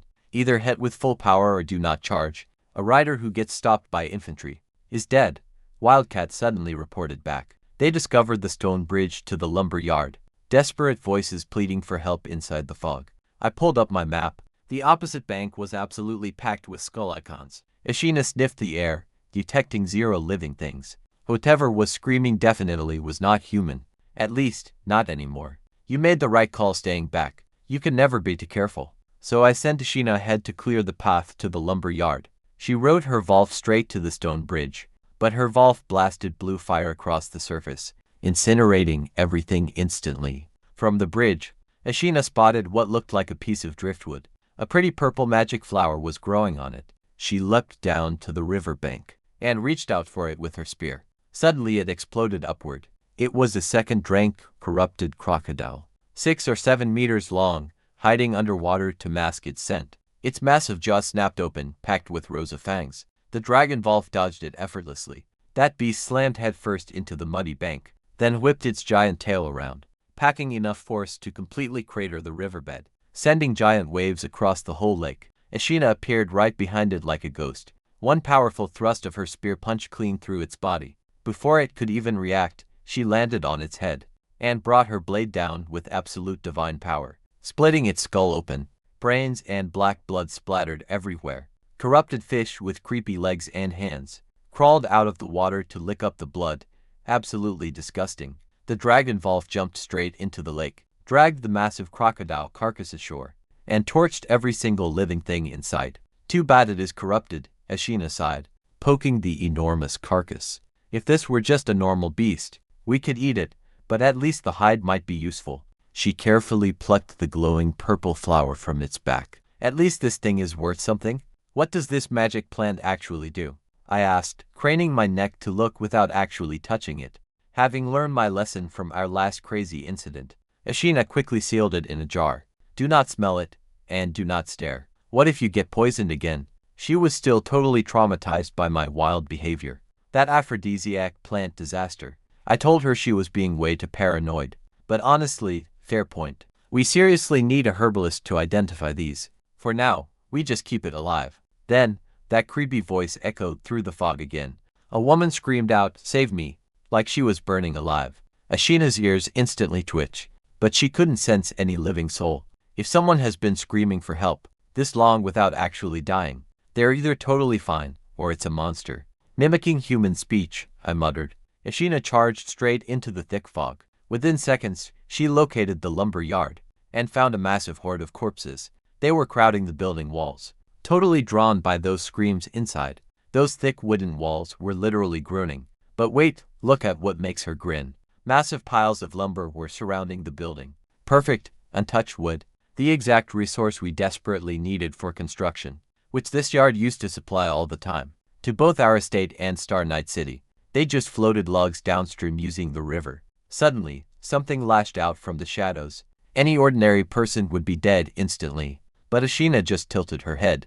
Then, she drove her spear straight through its throat. A rank 1 corrupted beast. She couldn't use fire here, obviously, without burning the precious wood, so she ordered her dragon Volf to howl and attract every nearby corpse, where the Volf could safely burn them all. Clever girl. By the time our slaves finished skinning the crocodile, Ashina had cleared out the entire lumber yard. All done, she reported. The buildings are intact and there is tons of wood. But she stopped me before I could rush over. Her cheeks blushed slightly pink. Wait. Head pats are the only cure. She was completely conditioned. After every battle, pure Pavlovian response, I could not resist. I immediately reached up and started patting, and her tail went crazy. Mission accomplished. We entered the lumber yard and found 3 buildings. A wood processing workshop, plus a storage warehouse and worker housing. This was perfect, exactly what we needed, right? Save me. Suddenly, a blood-curdling scream blasted from the housing. Everyone jumped. The door was wide open. Inside, overturned furniture, scattered body parts, and absolutely nothing left alive. Just cold, dark, heavy emptiness with a faint, eerie wind blowing through. Evil spirits, my guards yelled out, freezing in their tracks. These men who would normally charge into corpse hordes were suddenly rooted completely to the spot with fear. The slaves were even worse. Several wet themselves on the spot. If I had not been standing right there, they would have scattered in every direction. Actually stabbing a monster is one thing. Honestly, that is a completely different horror. My soldiers could charge right into corpse hordes, without blinking, but a disembodied voice, screaming from a dark, empty building, that completely paralyzed them. Ashina confirmed no living creatures either, but she insisted on leading. She figured that eerie noise was coming from underground, judging by how hollow and echoing it sounded. Smart girl. Quietly, she crept inside with her sword raised, right near a corner. There, she spotted a heavy wool carpet on the floor. Pretty weird for a lumberjack's cabin. Underneath it sat a hidden trapdoor with a rusted ring. She yanked it wide open. Instantly, a disgusting wave of pure blood stench hit her, making even her gag. Her eyes went wide as she leapt back in a flash, divine energy instantly flooding her sword. Honestly, we all braced for a brutal jump scare, but 30 seconds of dead silence passed with absolutely nothing. Ashina peeked down and finally relaxed. It is just a recording device, she muttered. Its magical trace was somehow too faint for me to sense. Turns out, that stone was making those terrifying screams. Several slaves collapsed from sheer relief. I wiped away my own cold sweat, telling Wildcat to guard the rescued slaves outside. Ashina and I finally prepared to head down.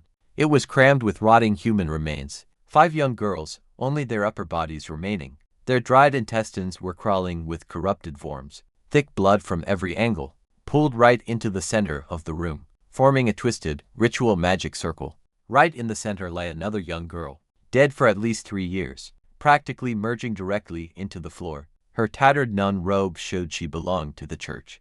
That recording stone just kept playing on loop. A terrified girl in white screamed, begging for help before a shadowy figure sliced her limbs off. Then, blood mist, writhing tentacles, chanting, and endless screams looped repeatedly.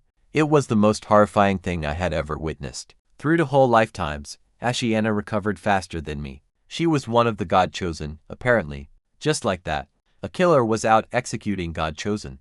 I figured the Empress was likely pulling the strings, trying to escape the church's grip, or maybe a rival kingdom playing games. But honestly, none of that royal drama mattered to me right now. Ashiana stepped toward the body in the center, and snatched up a silver brooch. Incredibly detailed, it easily bypassed what modern machines can do. It radiated a soft silver light. The moment she lifted it, the recording stone died, surrounded by decaying corpses. Yet the brooch stayed spotless, not a single speck of blood on it. This is a first-rank divine artifact. Ashiana explained that it runs on holy energy. Separately, a holy weapon. It is just like my family's legendary rose lance. These weapons only form when a god-chosen dies, crystallizing their soul and divine power. I was thrilled. You have no idea how much this was worth. More than all our combined loot. Sure, she received a dragon Volf as a gift, but she lacked her own artifact. I do not need to pet a Volf. I grinned teasingly. Petting you is way better. So I gave her a thorough head patting. Her tail immediately went into overdrive. Jealousy crisis successfully averted. Ashiana pretended to be annoyed by the pats, threatening to bite me next time. Yeah, totally terrifying. But I was celebrating inside, a divine artifact. These items are basically rarer than rare. God-chosen elites are already scarcer than pandas, and they only drop upon death. The Empire once auctioned off a first-rank artifact. Starting bid, a cool 1 million gold coins. Nations strictly control every single artifact, and powerful noble families. They almost never show up on open markets. Think about it, this is definitely Eliza's lost artifact. She never told me it was in Nightfall domain. Well, finders keepers. Imperial law clearly states, everything on a lord's land belongs to the lord, so I basically claim it was made in Nightfall domain. This brooch literally grew from our soil, an ancient family heirloom. It's always been ours, though Ashiana couldn't use it. This is a holy light artifact, which completely clashed with her winter goddess powers. So she told me to claim it with my blood. The exact second my blood touched the brooch, warm holy light flooded into my body. It felt warm, familiar, completely comfortable. The weapon instantly bonded, just like an extension of my own hands. Suddenly, my Lord panel updated with new details. Divine artifact, the silver iris brooch. First rank source item. Passive, holy light goddess. The wearer can freely shift their appearance, even body shape and voice. It's just an illusion, physical form stays the same. Active, turn brooch into a silver iris. Special effects only unlocked for holy light god-chosen. I could literally become anyone. Seriously, the disguise potential is endless. I can walk right into my stepmother's bedroom, looking exactly like my own father. Time to test it out. By taking on Ashina's exact form, she almost shrieked, staring right at a perfect clone of herself. I even poked at the fake chest. Just a visual illusion. Ashina was not amused. I cannot smell any difference on you, she said, sniffing me closely. Your heart rate and scent are identical, so this only tricks the eyes. Better watch out for beasts that hunt by scent. Good to know, definitely not flawless. But check this out. Next, I activated the sword form. A beautiful silver blade vibrating with magical awareness. Only a god-chosen could wield it. Disguise plus a hidden weapon. Its previous owner was likely a deadly assassin. Talk about a wild backstory.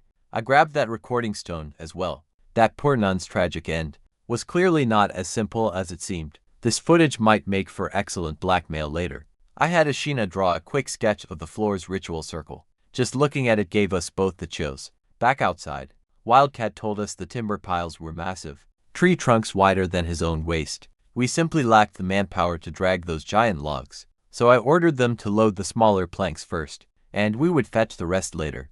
I also gave commands for the girls in the basement to receive a proper burial, since I took their god-chosen's heirloom. Least I could do for them, to grant them a decent final resting spot. Afterward, I pulled up my map to plot a safe path. Right then, I saw it. A dark crimson dot prowling along the edge of my territory. Back when I first arrived at the mansion, Deep in the main building's basement, something had stared with a cold, suffocating presence, and now it is on my map. It had always been just a frozen red dot, locked deep underground, waiting to be dealt with once I got stronger. But now, that red dot was right on my border. It moved, and get this, it brought company. A terrifying swarm of skulls. Icons exploded out of nowhere, completely covering my map. 1 minute everything was totally clear. The next, my base was absolutely crawling with monsters. That thing broke free. Cold sweat dripping, I immediately yelled out for Ashina. She leapt out of the basement.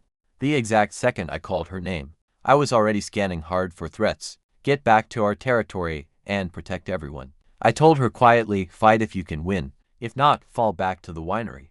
And if that fails, retreat completely. We are dead. She nodded grimly. She mounted her dragon Volf and shot toward the base like a missile, shattering every corrupted obstacle in her way. I quickly gathered Wildcat and the guards. We immediately abandoned the lumber carts. Lives come first, back at the winery. The warning horn suddenly blared. For the first time since the Beastman invasion, 10 years ago, the slaves panicked instantly, dropping tools, stampeding toward the stone building, screaming and crying, cursing.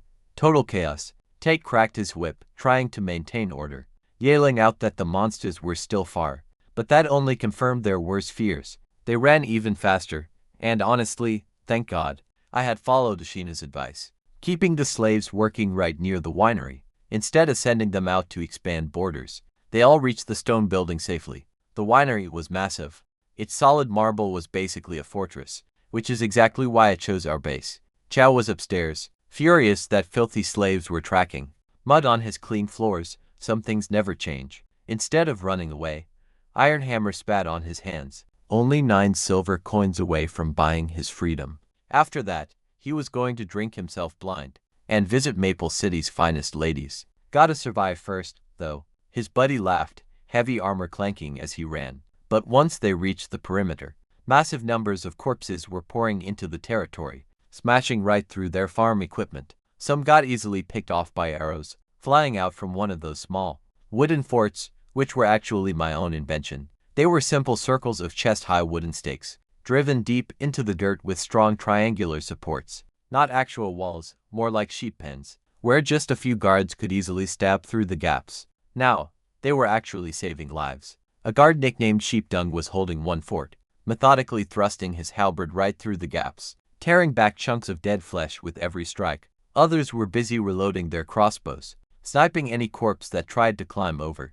Follow me, we are reinforcing Sheepdung, Iron Hammer roared. The undead instantly spotted the armored squad and surged toward them. One giant corpse with a grotesquely mutated right arm sprinted way ahead of the pack. This was either some elite monster or something extremely dangerous. Talk about a real ultimate test. Whatever that red dot was, it had brought an entire army.